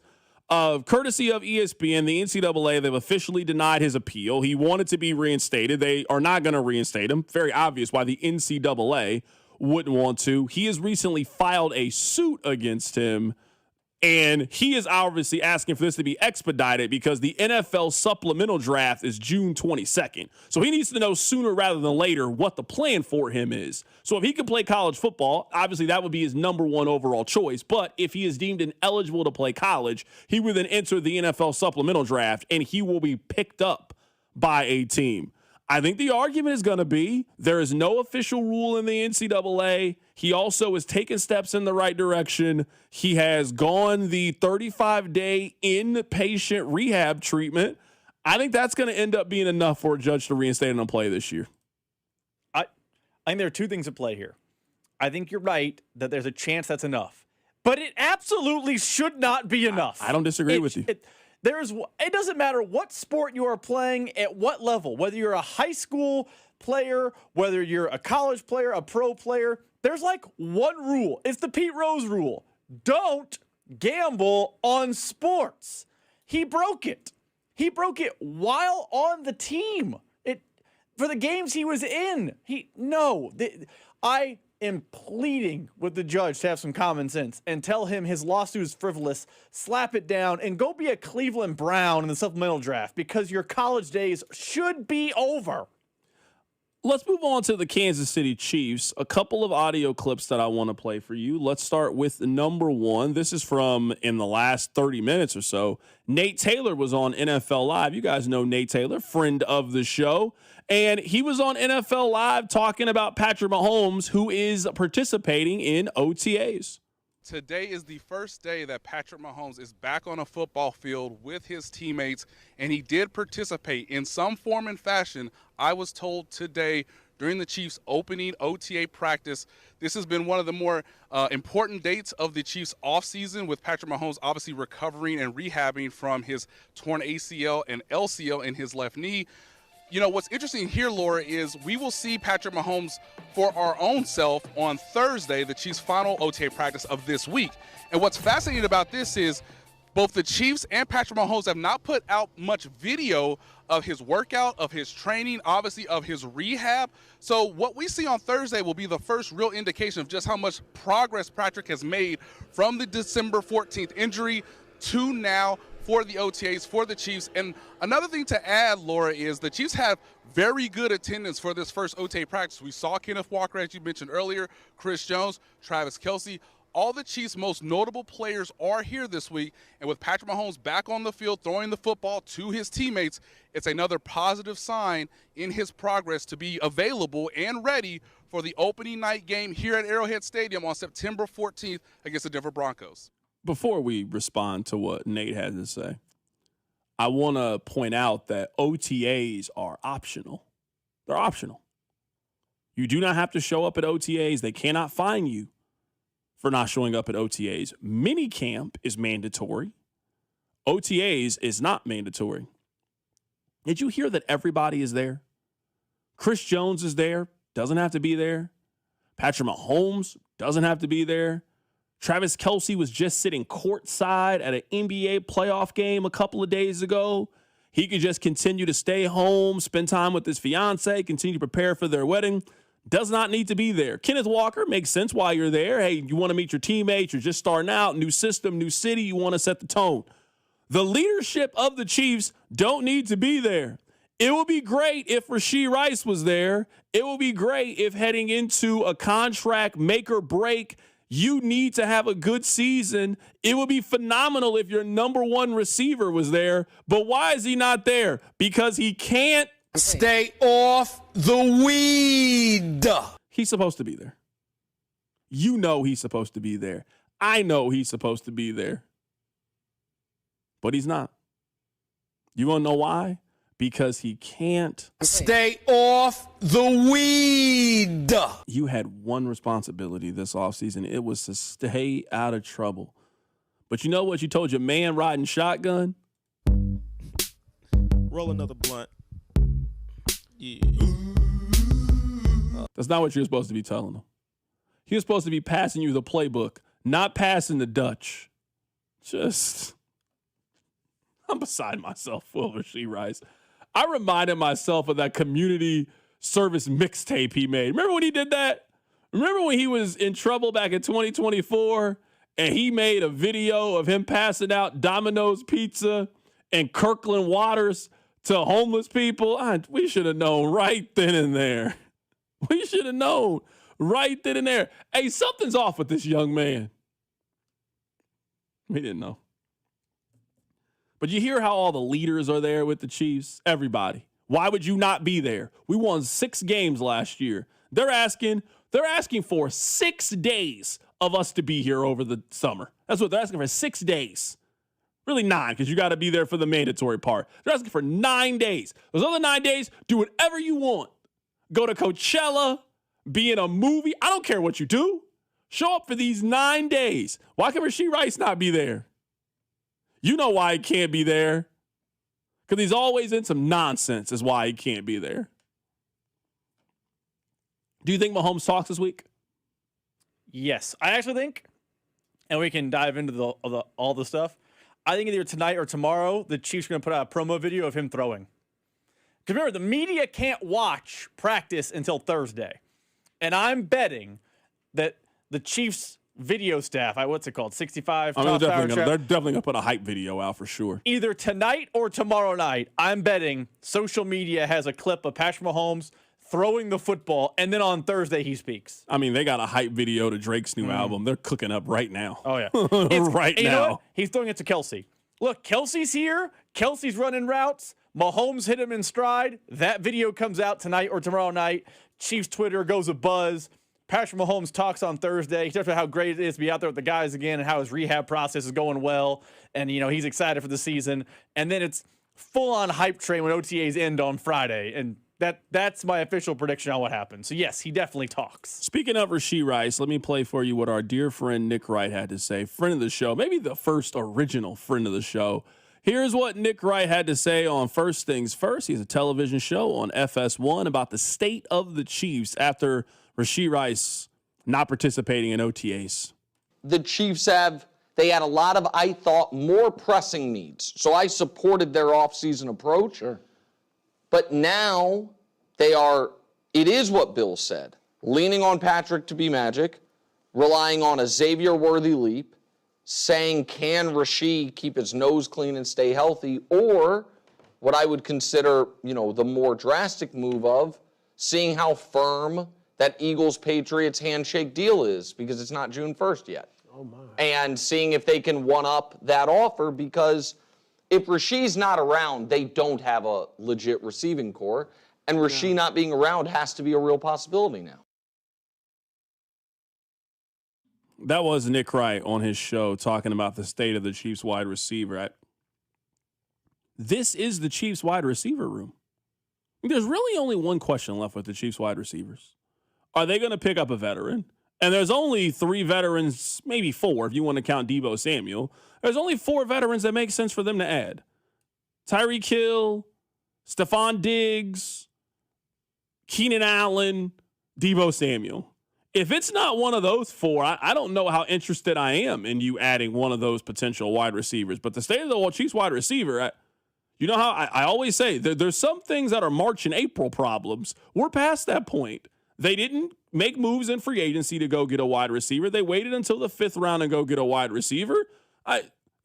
They are confident in their wide receiver room. They feel good about their wide receiver room. We'll see if that's the case in early August, late July, if they end up making a move for a veteran. But, I mean, there's really no other conversations to be had about the Chiefs wide receiver room other than let's see how they perform at training camp. Let's see how they perform early on in the season. Let's see if Rashee Rice and Xavier Worthy can stay healthy and take the next step.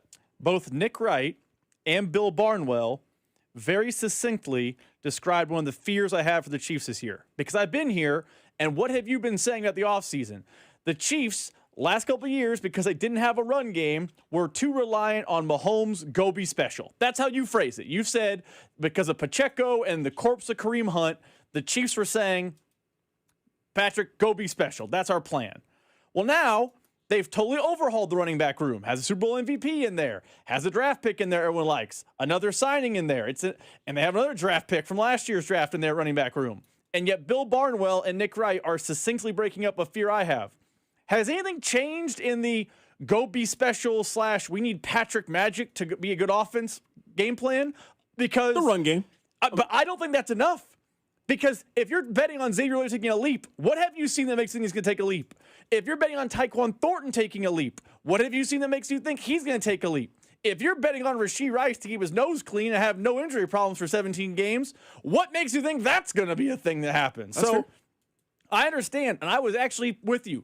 The run game needed fixed, but I still think their offense has an element, maybe less so, maybe more so, of Mahomes, we need you to go be special because he is throwing to a very flawed group. I don't disagree with you there, but I guess how I would counter it is I don't think that Kansas City is asking their quarterback to do something that Buffalo is not asking their quarterback to do. I think last year they were asking their quarterback to do more than what they were asking Josh Allen to do.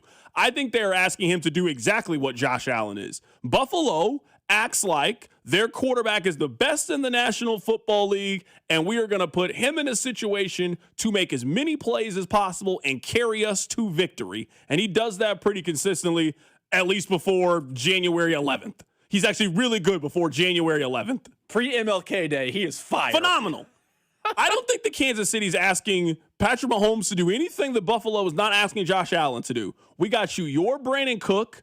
You have your Dalton Kincaid. We have given you, I would argue, the Chiefs have a comparable, if not better, wide receiver room. And you and I both know that Buffalo is going to be top 10 offensively. You and I know that. Nobody is thinking Buffalo is going to be 19th offensively this year or 21st offensively. No, they're going to be one of the best offenses in the league this year. So if Josh Allen can do it and Buffalo can do it, you got to explain to me why Kansas City won't be able to do it. Let me ask you this. I would counter that with this. I'm not saying Patrick Mahomes can't do it. Do you trust a guy who had a torn LCL and ACL 5 months ago to be able to step back in and do it at 100%? Because, right, the Bills are asking Josh Allen to do it, and he's been doing it. I would say that for a while there, the Ravens were asking Lamar Jackson to do it, and he was doing it. Again, pre-playoffs. Patrick Mahomes, they are saying, hey, last time you stepped on a football field, last time you put cleats on, your body was broken. And now we need you to go be the exact same player you were pre that injury, and maybe even a little bit better. We need you to just find that 2022 form all over again. Go get him, champ, with a group of me, you, and convicts at wide receiver. That's not good enough. Well, I guess another counter I would say is the Chiefs are on their own schedule with Mahomes. If the Chiefs come out day one of training camp and say, we are not going to press things with our quarterback, his health is too valuable, his health is too important, we are going to start him this season on the PUP list and ease him into it. There's not a single person that is pushing back on that philosophy. Not a single person. How can you be mad if that's what they say? We understand that this is the process.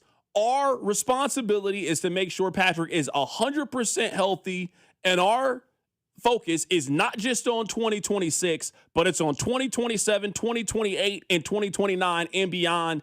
And we think that doing this puts us in the best possible situation. Sure, maybe you're disappointed that your tickets for week 1 and week 2 are less valuable. No one is mad if that's the plan. And Patrick Mahomes comes back after their bye week. Not a single person is mad. So that's why I said earlier, if the Chiefs put them there in week 1, there is no room for excuses for me. You had every opportunity to get yourself out of it. You got a capable backup in Justin Fields. The Chiefs can go 2-2 with Justin Fields in their first 4 games. You're telling me with Justin Fields, they can't split between the Broncos and the Colts. They got Miami and Vegas and a bye week. You could very easily sell this thing to me. You could sell it to the public. You could sell it how it's not in Mahomes' best interest. So if you're putting Mahomes out there week 1, the amount of excuses you have for me are minimal. You think he's physically ready, you think he's mentally ready, and you have gone through a whole bunch of checks and balances to make sure that Patrick Mahomes can play. This isn't just a Patrick decision. This isn't Patrick is a little bit banged up and he convinced you to let him go back into the game. Nah, man. This is a decision his agent needs to be a part of. This is a decision that his personal trainer. I hope that Patrick has his own doctor, not the team doctor. You have your own individual doctor who is looking out for your health independent of your employer. If all of those people are not on the same page and they still put him out there, they failed him and they failed the organization. So I am giving them very little leeway if they put him out there week 1. You didn't have to do this. You made a choice to do this. Back to the original point there, and I agree with you. If they put him out there, that's you've signed up for what comes next. I would say this about if he starts the year on PUP, and we'll see what happens. It changes the calculus, all those things. The Chiefs have not operated this offseason or talked this offseason like that's a thing. I'm not saying it can't happen, but has there been a morsel of news that's come out of One Arrowhead Drive that makes you think that's a thing that they're considering seriously? I don't disagree with you. All I'm saying to you is, if that is how they're going to operate, I am going to operate like Patrick Mahomes is healthy, and I'm discussing him and their team like they have a healthy starting quarterback. If he's not playing, then my conversations about them will change. You got a backup quarterback. Then we'll start having Royals conversations. Let's tread water for the first 4 weeks. Let's go 2-2 in the first 4 weeks. But if you're putting the best quarterback out there and you think he's healthy enough and ready to perform, then I'm holding him to the same expectations I would usually hold him to. If Patrick's on the field in week 1, the expectation is he's going to be Patrick Mahomes. At least from this show. I don't expect to be out there and be... For me, for sure.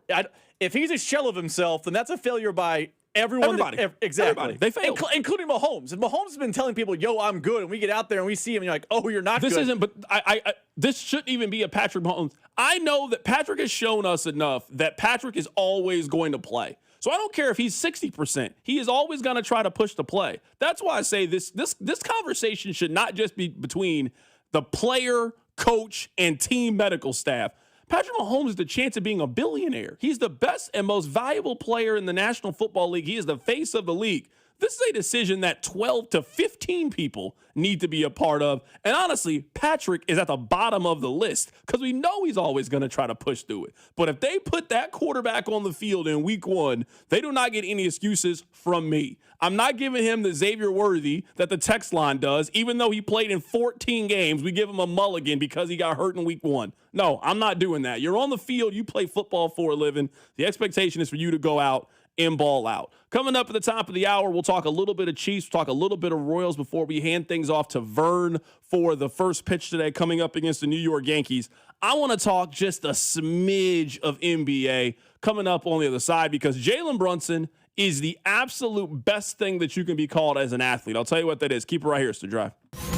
You're listening to The Drive with Carrington Harrison, the go-to show for dating advice you didn't ask for. If you got to ask your girl to help on the bill on Valentine's Day, you've done something wrong. On your home for Kansas City sports, 96.5, The Fan. FanDuel is serving up a happy hour every day during the playoffs. We're talking special drops you don't want to miss, from profit boosts to bonus bets and more. And the best part, it's every single day. So head to FanDuel.com/local to get started. Here's how I'm handling the daily happy hour. I open the app, see what's available, and suss out. Maybe it's a profit boost on a player point total. Maybe it's a bonus bet, and I'll take a big swing and try to make some mega money and keep that bonus bet in my back pocket. So whether you're betting the early game or gearing up for prime time, make sure you open the FanDuel app and see what's waiting for you today. So go to FanDuel.com/local to get started. That's FanDuel.com/local. FanDuel is an official partner of the NBA and the official sportsbook of 96.5 The Fan. 21 and present in Missouri. Opt-in required. Rewards are non-withdrawable. Restrictions apply, including bonus and token expiration, leg requirements, and max wager amount. Gambling problem? Call 1-800-GAMBLER.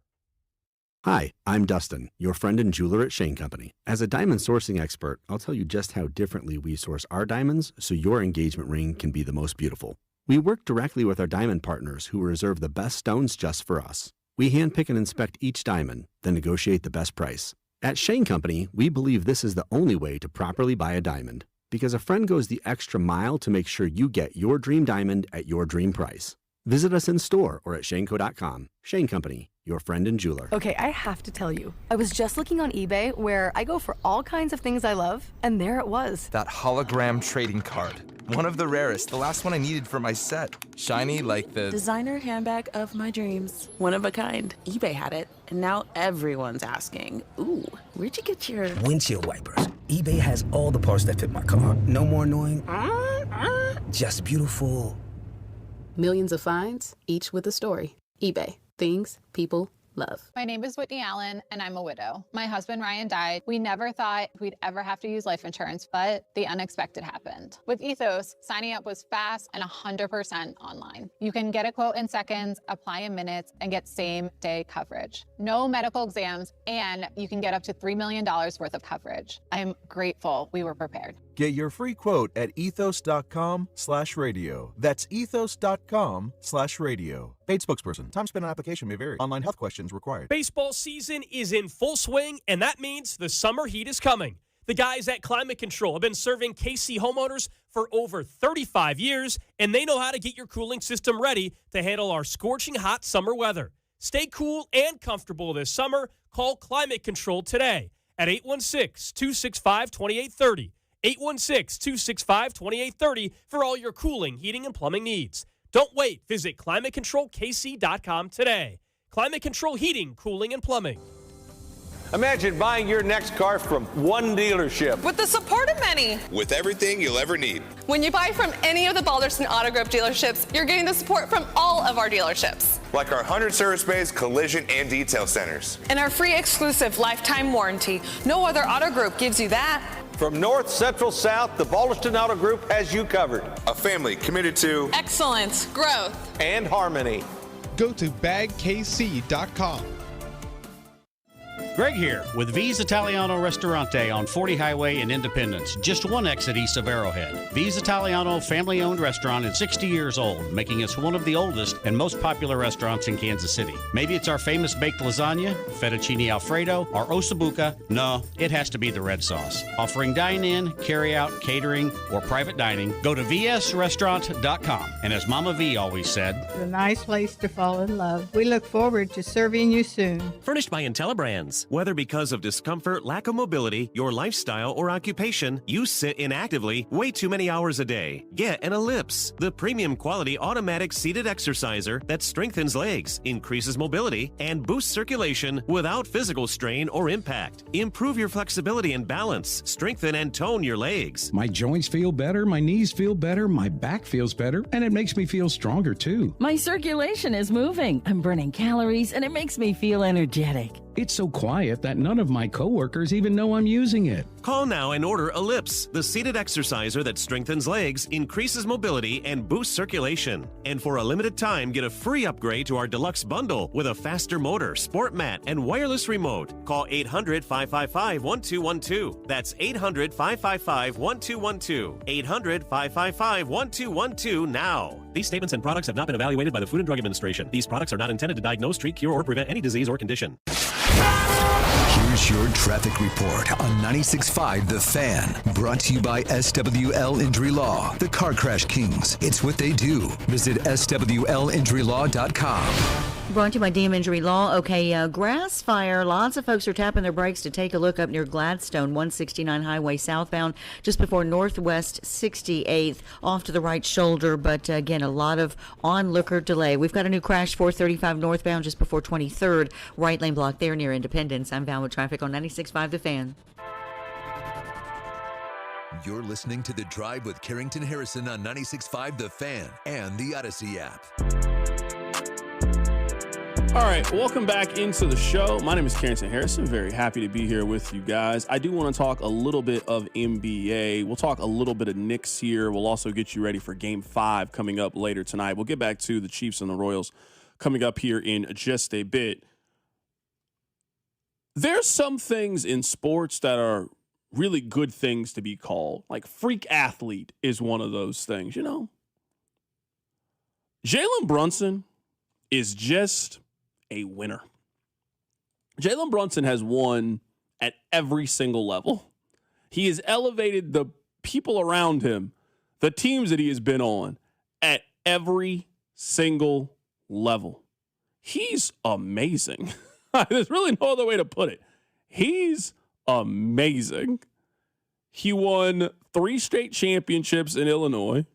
He then goes to Villanova. They win 2 championships in 16 and 18. He's actually one of the more productive college guards we've seen in the last 20 years or so.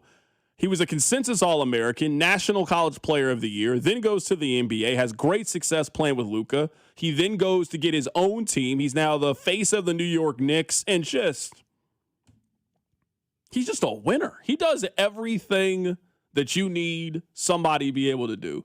If you need somebody to go get you 30, he can go get you 30. If you need somebody to get you 15 assists, he had his career high in assists in Game 2 of this series when he had 14 assists.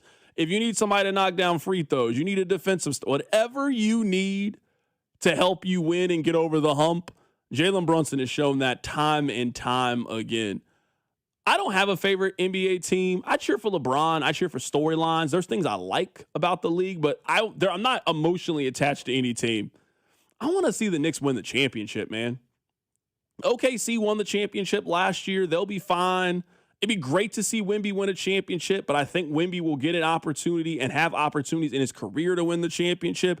To see this Knicks team finish out this run would just be a whole lot of fun. So I'm cheering for the Knicks. Again, I won't be mad if the Spurs win the championship.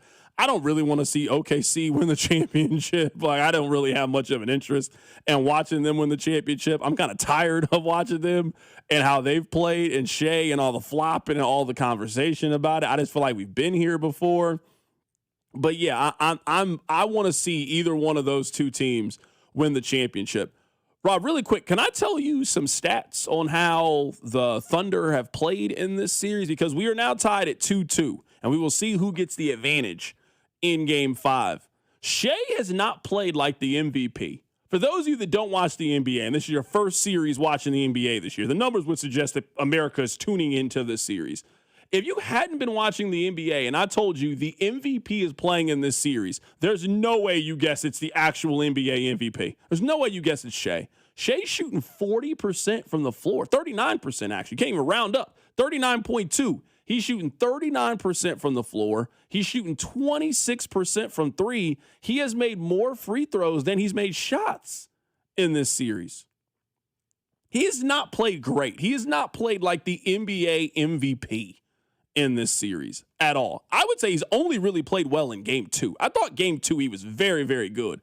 Outside of that, I don't think he has played exceptionally well in this series as all. I would also say the same for Chet Holmgren. Now, I think that people are overreacting to Chet Holmgren, and basically the complaint is you're not Wemby, which, I mean, I kind of knew that you weren't Wemby, but that seems to be the complaint with Chet Holmgren. When, at his age, he's one of the best American bigs that we have.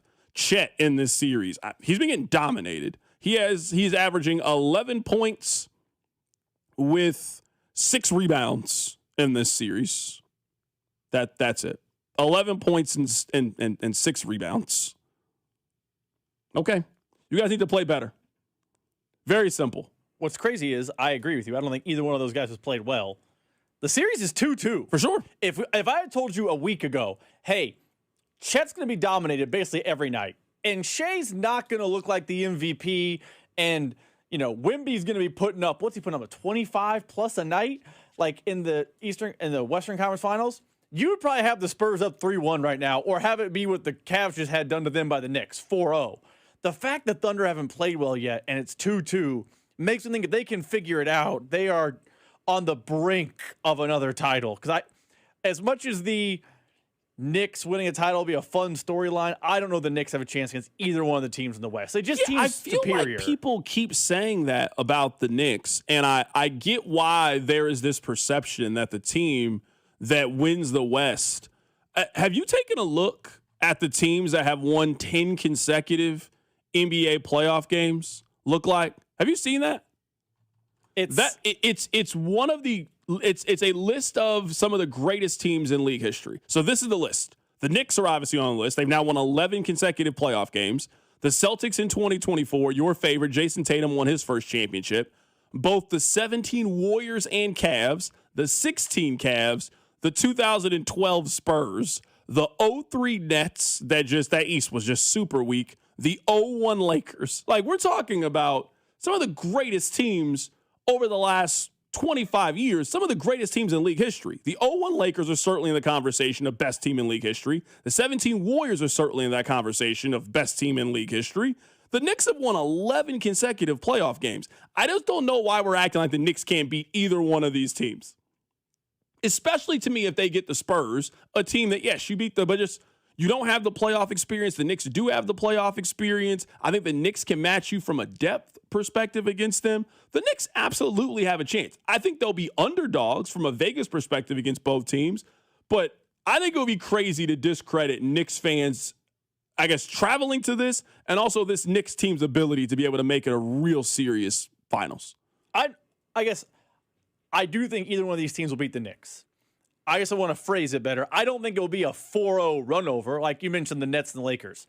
When the Nets and Lakers met in the finals all those years ago. It was clear. One team was much better than the other team. One team had Todd McCullough and one had Shaq. We knew it was going to happen. Like, no offense, Richard Jefferson, whatever. But this one feels like it'll be a series, but it feels like there's a distinct advantage out of coming out of the West because the West it's trial by fire. And no one has a person that matches up with Wemby, but the Knicks definitely don't have anyone that matches up with Wemby. And I also think De'Aaron Fox could be an X factor if that were to be the series. Yeah, I think the text line, I think most basketball fans are just kind of overreacting to all of this. Like, I think Wemby is an all-time generational player. I think that Chet is just a great player.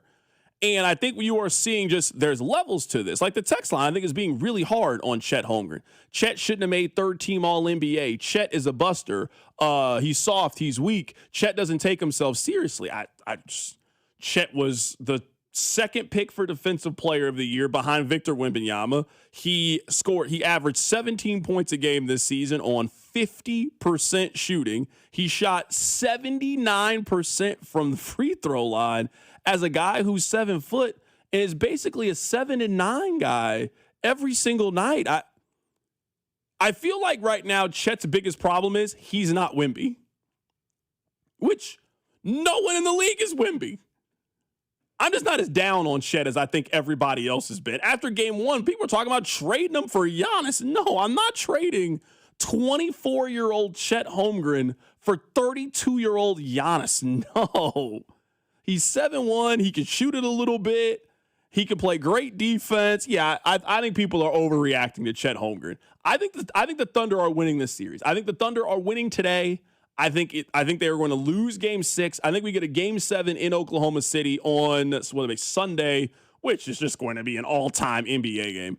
I think this series is going 7. I think the Thunder are going to win. I think the Thunder just have a little bit too much experience. I think they're a little bit deeper than the Spurs are. I think the Thunder are advancing in this series.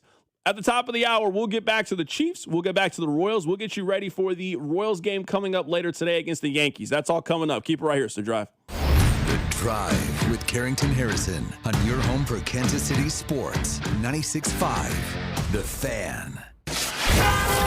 Here's your traffic report on 96.5 The Fan. Brought to you by SWL Injury Law, the Car Crash Kings. It's what they do. Visit SWLinjurylaw.com. Brought to you by DM Injury Law. Okay, grass fire. Lots of folks are tapping their brakes to take a look up near Gladstone, 169 Highway southbound, just before Northwest 68th, off to the right shoulder. But again, a lot of onlooker delay. We've got a new crash, 435 northbound, just before 23rd, right lane block there near Independence. I'm Val with traffic on 96.5 The Fan. This is one of my favorite times of the sports calendar, and FanDuel is celebrating it right. FanDuel is serving up a happy hour every day of the NBA playoffs. We're talking special drops that you don't want to miss, from profit boosts to bonus bets and more. The best part of this is it's every single day. All you need to do is head to FanDuel.com/local to get started. I absolutely love the NBA playoffs. I'm talking of every day, every night. Incredible basketball played at the highest level by the biggest stars in the game. So it doesn't matter if it's a buzzer beater or it's a series sweep. They got you covered over on FanDuel, America's #1 sportsbook app. So whether you're betting the early game or you're getting ready for the prime time, make sure that you open up the FanDuel app and see what's waiting for you today. Go to FanDuel.com/local to get started. That's FanDuel.com/local. FanDuel, an official partner of the NBA and also the official sportsbook of 96.5 The Fan. 21 are present in Missouri. Opt-in required. Rewards are non-withdrawable. Restrictions apply, including bonus and token expiration, leg requirements, and max wager amount. Gambling problem? Call 1-800-GAMBLER. This is the story of the one. As a maintenance tech at a university, he knows ordering from multiple suppliers takes time away from keeping their arena up and running. That's why he counts on Grainger to get everything he needs, from lighting and HVAC parts to plumbing supplies, all in one place. And with fast, dependable delivery, he's stocked and ready for the next tip-off. Call 1-800-GRAINGER, click Grainger.com, or just stop by. Grainger, for the ones who get it done. Too many tools, too much stress, and way too many bills. Odoo replaces it all. One connected platform for every part of your business. so you can work faster, smarter, and for less. Odoo, the only software you'll ever need. Try it free today at odoo.com. That's ODOO.com.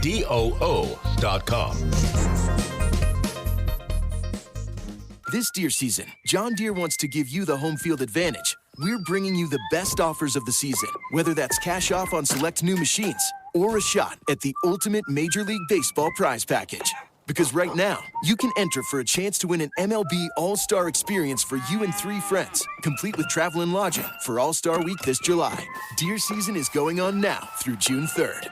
Visit johndeere.com/deer season to enter and view the offers and complete contest rules. Major League Baseball trademarks used with permission. This summer, Casey's has 89-cent medium fountain and new Frostbite by Casey's drinks. But if you don't have 89 cents, you could check your center console, dig between your couch cushions, ask Grandma for $1, or just use your credit card. 89-cent medium Frostbite by Casey's or fountain drinks at Casey's all summer long. Restrictions may apply. See store for details.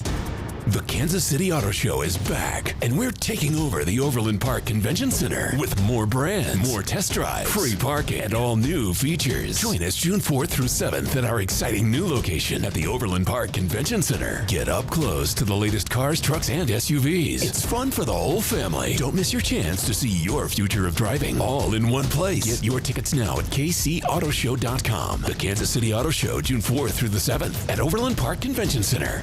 Steve here with Connolly Plumbing Solutions, your neighborhood plumber. Outside faucets are annoying. They are finicky. Sometimes even when you disconnect the hose, they freeze, or they hobble along all summer and then finally break. We are currently running our outside faucet replacement special of $399 with access. This is a pretty good deal. If you haven't used us yet, we would love to win you over. Visit ConnollyPlumbingSolutions.com to schedule. Wouldn't you like to take a vacation from your bills? Well, you can. With credit card balances at an all-time high and Golden Oak's 4.5% rate, you could be saving thousands of dollars after a simple phone call. Call today and get your cash in as little as 14 days and make no payments for 2 months. Call 913-890-GOLD. Golden Oak Landing, cured my blues. 5.442 APR, FHA 15-year, 20% equity, qualified credit, additional terms apply. NMLS 114937. Car, truck, or motorcycle wreck? Remember, Mike's got this. Paid for client portrayal and endorsement. The choice of a lawyer is an important decision and should not be based solely upon advertisements. Give me one good reason why I should call DM Law. How about 3 great reasons? 1, it's easy. 2, it's fast. 3, the results. Mike's got this. 816-888-7500. Mike's got this. The Cody and Gold Garage Sale benefiting the Negro Leagues Baseball Museum is on Wednesday, June 10th on your home for Kansas City sports. 96.5 The Fan, KFNC FM and AM, HD1 and HD2 Kansas City, an Odyssey sports station. Congratulations on getting through your 9 to 5. Thank you so much for listening. It is The Drive. You were listening to The Drive on 96.5 The Fan, 96.5thefan.com, and also the Odyssey app. All right, we don't have a whole lot of time. We are off today because of the Kansas City Royals. The Royals are once again playing the New York Yankees. Here is how things went yesterday. Here's the pitch. Witt hammers it down the left field line. Headed for the Royals Hall of Fame. And gone! A go-ahead Bobby Blast! And I was feeling confident. I was feeling hopeful. I imagine many of you felt the exact same way. You were confident. You were hopeful. This is the break that they needed against the Yankees. They lost. They keep losing to the New York Yankees. They haven't beaten the Yankees since October 7th of 2024. Rob, correct me if I'm wrong. The Yankees have beaten them 11 consecutive times? 11. This is like Nebraska against Mizzou in college football in the 70s, 80s, and 90s. This is how Nebraska used to beat up on Kansas and K-State during this time. That's the level of dominance we're talking about with the Yankees against the Royals. As I was riding to work today, I started to think this. Now, you guys might think that I'm off, and you can tell me, 913-586-7965. I don't want Bobby Witt Jr. to turn into Mike Trout. Mike Trout is one of the best baseball players that we have ever seen. He really is. Mike Trout's biggest problem is that he stayed loyal to a bad organization. Mike Trout should have asked out of Los Angeles years ago. But no, he has played for one organization, and what has he gotten in return for 15 years of service? He's been on the team since 2011. He has one playoff series for his name, and they got swept in that playoff series, despite him being an all-star 11 times, him being an American League MVP 3 times, him winning Silver Slugger, so the best offensive player at his position, 9 seasons. He has nothing to show for it in terms of team accolades for how great he's been. Now, he's got great individual accolades. We all know how great Mike Trout is. He's going to go to the Pro Baseball Hall of Fame. He's looked at as one of the great players of his era and of his generation, but nobody has any memories of Mike Trout doing anything as part of winning baseball because he's never really been a part of winning baseball. And my worry, what my fear is, I don't want to look back 5, 6 years from now, and we look back at Bobby Witt Jr.'s career, and all he has is one wild card win over the Baltimore Orioles to show for how incredible of a talent he is. If you go on the gambling apps right now, shout out to FanDuel, use promo code LOCAL. If you go on FanDuel right now, you will see that Bobby Witt Jr. is second in American League MVP voting. You know how hard that is to be second in American League MVP voting when your team is as bad as the Royals are? If the Royals were decent, Bobby would probably be the favorite. But when there's only 2 teams in the American League with the worse record than you are, the Tigers and the Angels, when you're sitting at the bottom of the league, when you're 9 games out of first place, there's not going to be a lot of people that argue you are the most valuable player in the American League. Bobby is amazing. He is everything they told us he was going to be, offensively, defensively, in the community, as a leader. Bobby is everything they told us he was going to be, except a winner. And I'm not saying that's Bobby's fault. I'm saying that's their fault. Have you guys seen that gif of the Ferrari in the parking lot and it's at a trailer home? Sometimes that's what it's like watching the Royals. They have a Ferrari and look what they've put him around. Look who's hitting 3 and 4 and 5 around Bobby. Look at the hitting coach. Look at all of these other things around him. Are they doing everything they can to maximize the career of Bobby Witt Jr.? Because they maybe have the best player in the American League. And this offseason, they looked at their roster and thought, we're good. All we need is Lane Thomas and Isaac Collins. Yeah, that'll get us over the hump. Well, it failed. It didn't work. So you got to go back to the drawing board. And I asked this question earlier. Are the people they have in charge, are they the ones that are going to get you out of this rut and get you back on track and get you over the hump? They seem to have that confidence in the manager. Here's JJ Piccolo. He was on the midday show earlier today. So is there a point? Potentially, yes. But, one of my favorite sayings is when emotion walks in, logic walks out. So when you think about things rationally and logically, and then you come to the conclusion that this is what's best, for the player, which in turn is best for the team, that's when you make a change like that.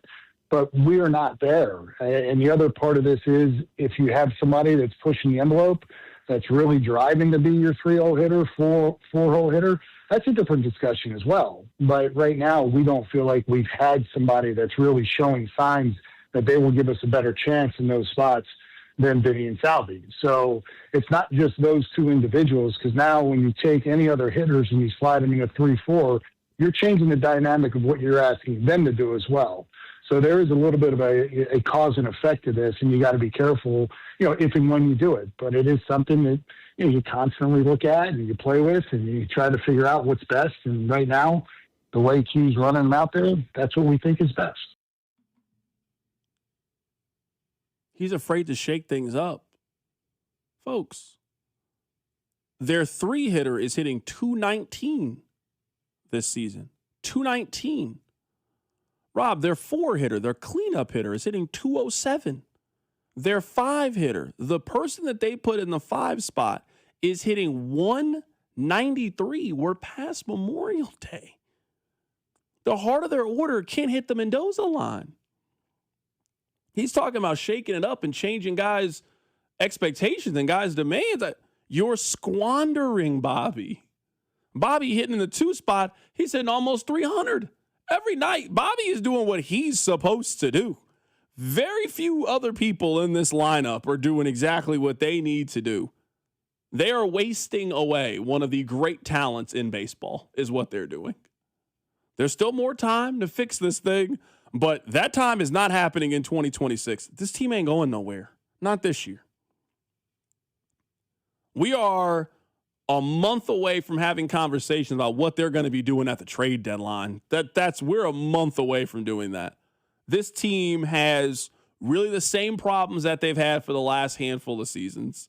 Confusion in the bullpen, uncertainty in the bullpen, and a lineup that's inconsistent and can't consistently produce runs.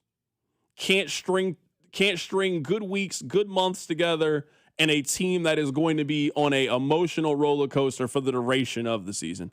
This is no different Royals baseball than what we've been watching. And they don't have a bad division to beat up on. The teams they're used to beating up on, they're better than you now. The White Sox are better than the Royals right now.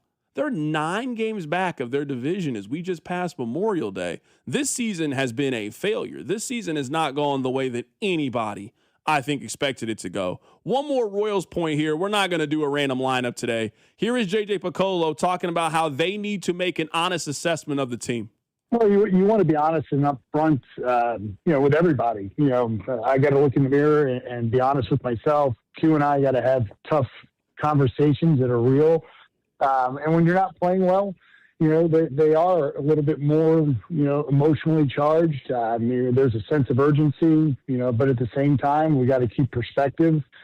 We got to keep guys in the right mindset. That you don't want to, send up a flare and there's panic. You can't do that because the reality is we're not even a third of the way through the season yet. But we certainly got to get things moving in the right direction. So that's the challenge. It's a balance somehow of how do you address it without causing, so much concern. But at the same time, I think the players understand themselves, what we're not doing well. It's just a matter of how do we fix it and how do we keep the right mindset, and that's a winning mindset, and recapture that.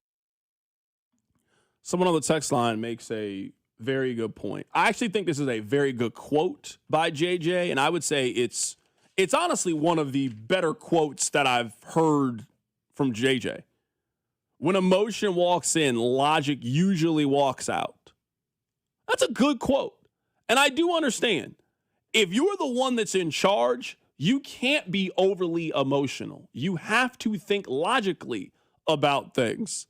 Now, I would argue their roster construction wasn't very logical. Their roster construction was all of our guys are going to get better this year. That's a bad strategy, I would say. A strategy that they failed in.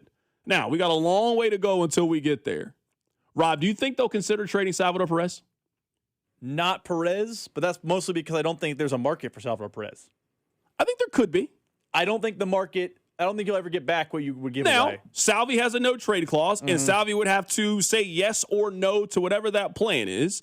But Salvi has a year and a half left. He has this year. He has 37. Maybe Salvi wants a chance to win. Maybe he doesn't. It's a conversation that you're going to need to have.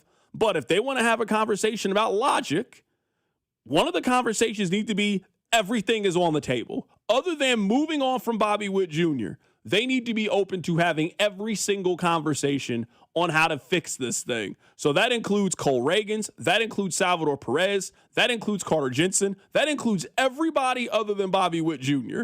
Next season, they cannot run this same thing back. They cannot run Mikel Garcia, Vinny Pasquantino, Bobby Witt Jr., Carter Jensen, all of these guys and just tell me, hey, last year was a blip in the radar. We're going to turn things around.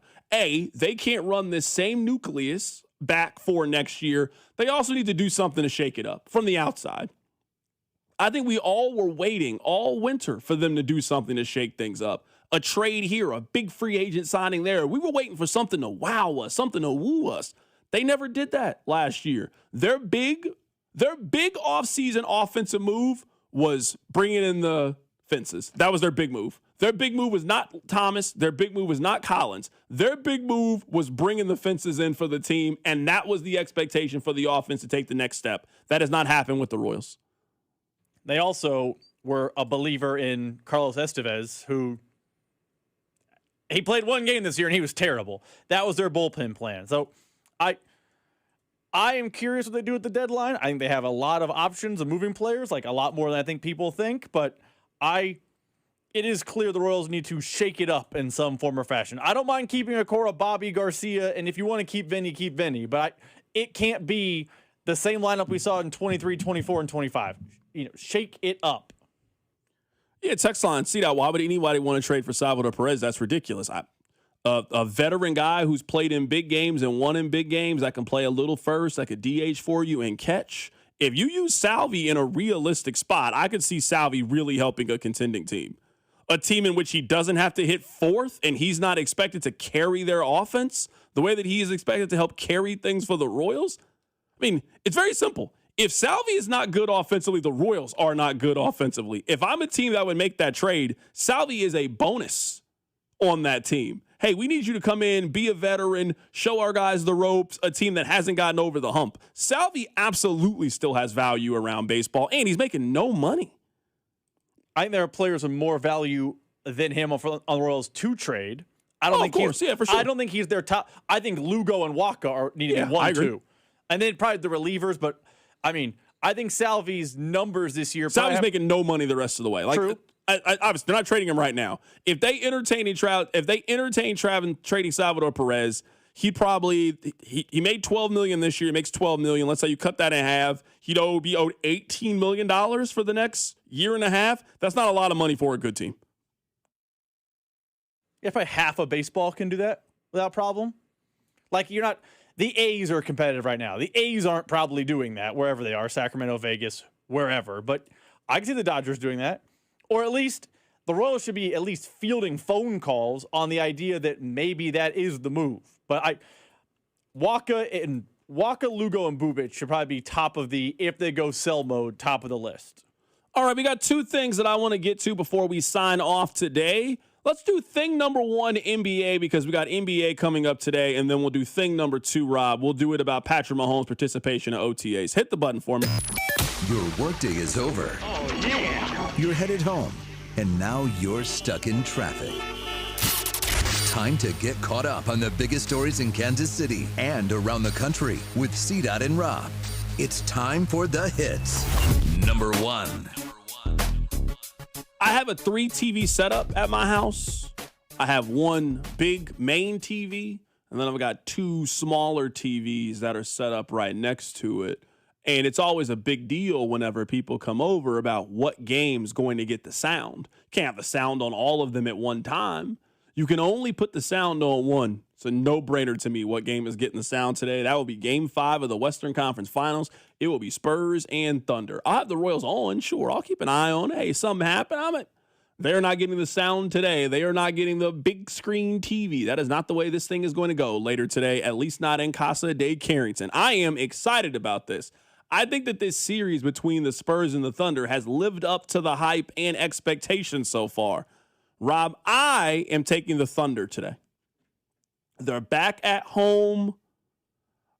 I think in some ways the whistle was kind of against them in Game 4. Alex Caruso had 4 fouls in 14 minutes. Lou Dort had 5 fouls in 17 minutes. And Oklahoma City scored 82 points. This is not 1996. You score 82 points in a playoff game now, you're getting blown out the way that they did. I think the offense gets going a little bit better at the crib. I think they shoot it a little bit better back at the crib. I think it's going to be a tightly contested game that goes to the wire. But you know what? I'm going to take the Thunder today to win and take a 3-2 series lead over the San Antonio Spurs. I think for tonight, that's who I would pick too.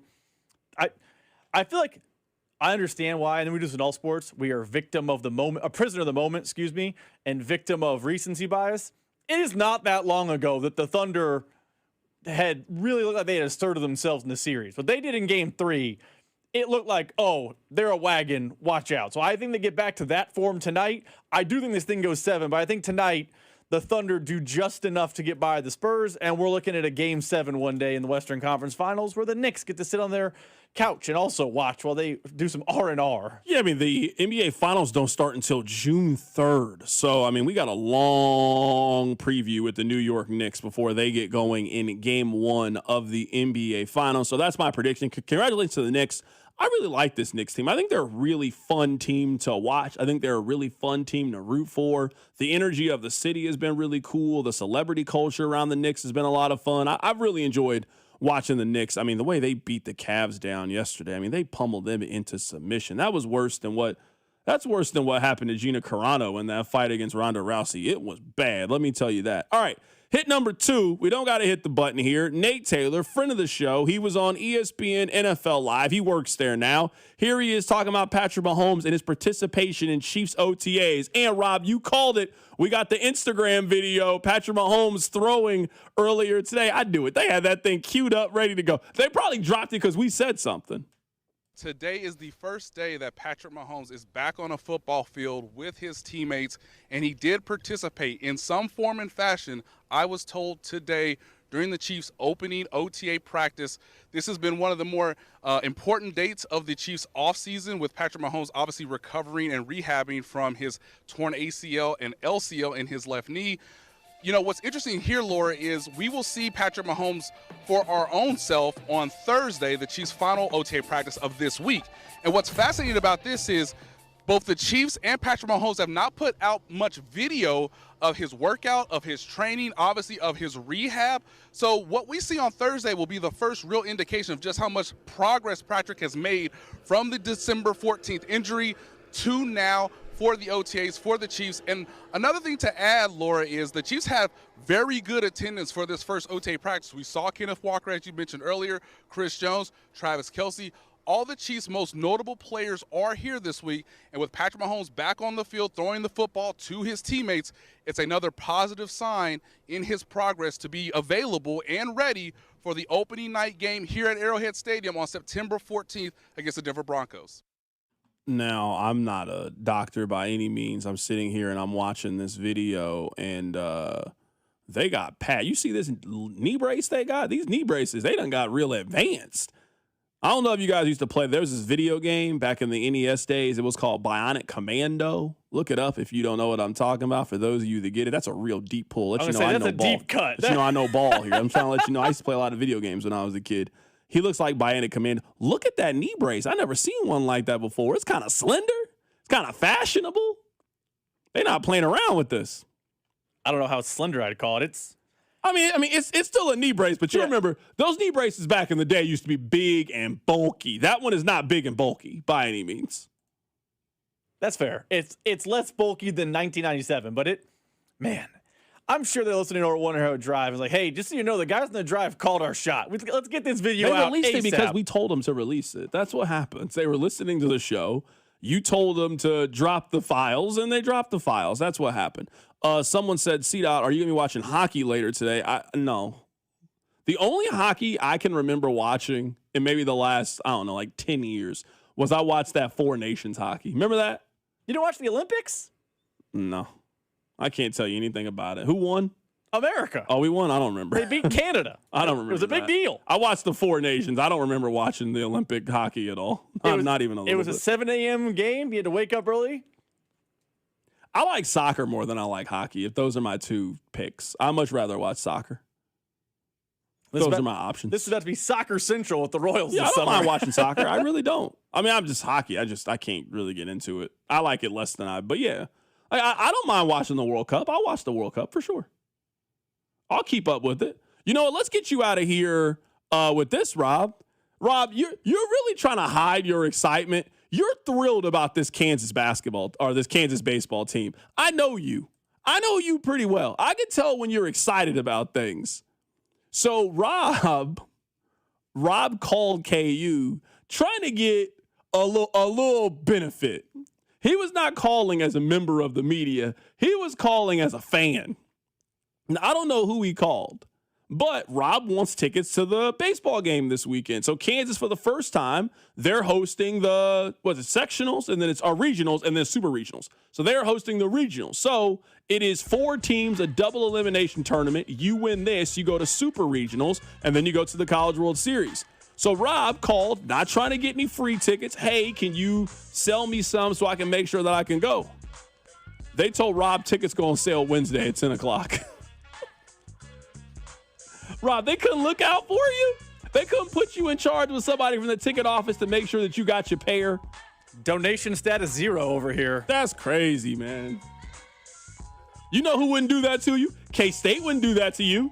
You know that. If you called K-State right now, if they were in it, K-State would sell you 2 tickets as a favor to me in the show. Your own alma mater? You're a Williams Scholarship Fund donator. They can't look out for you?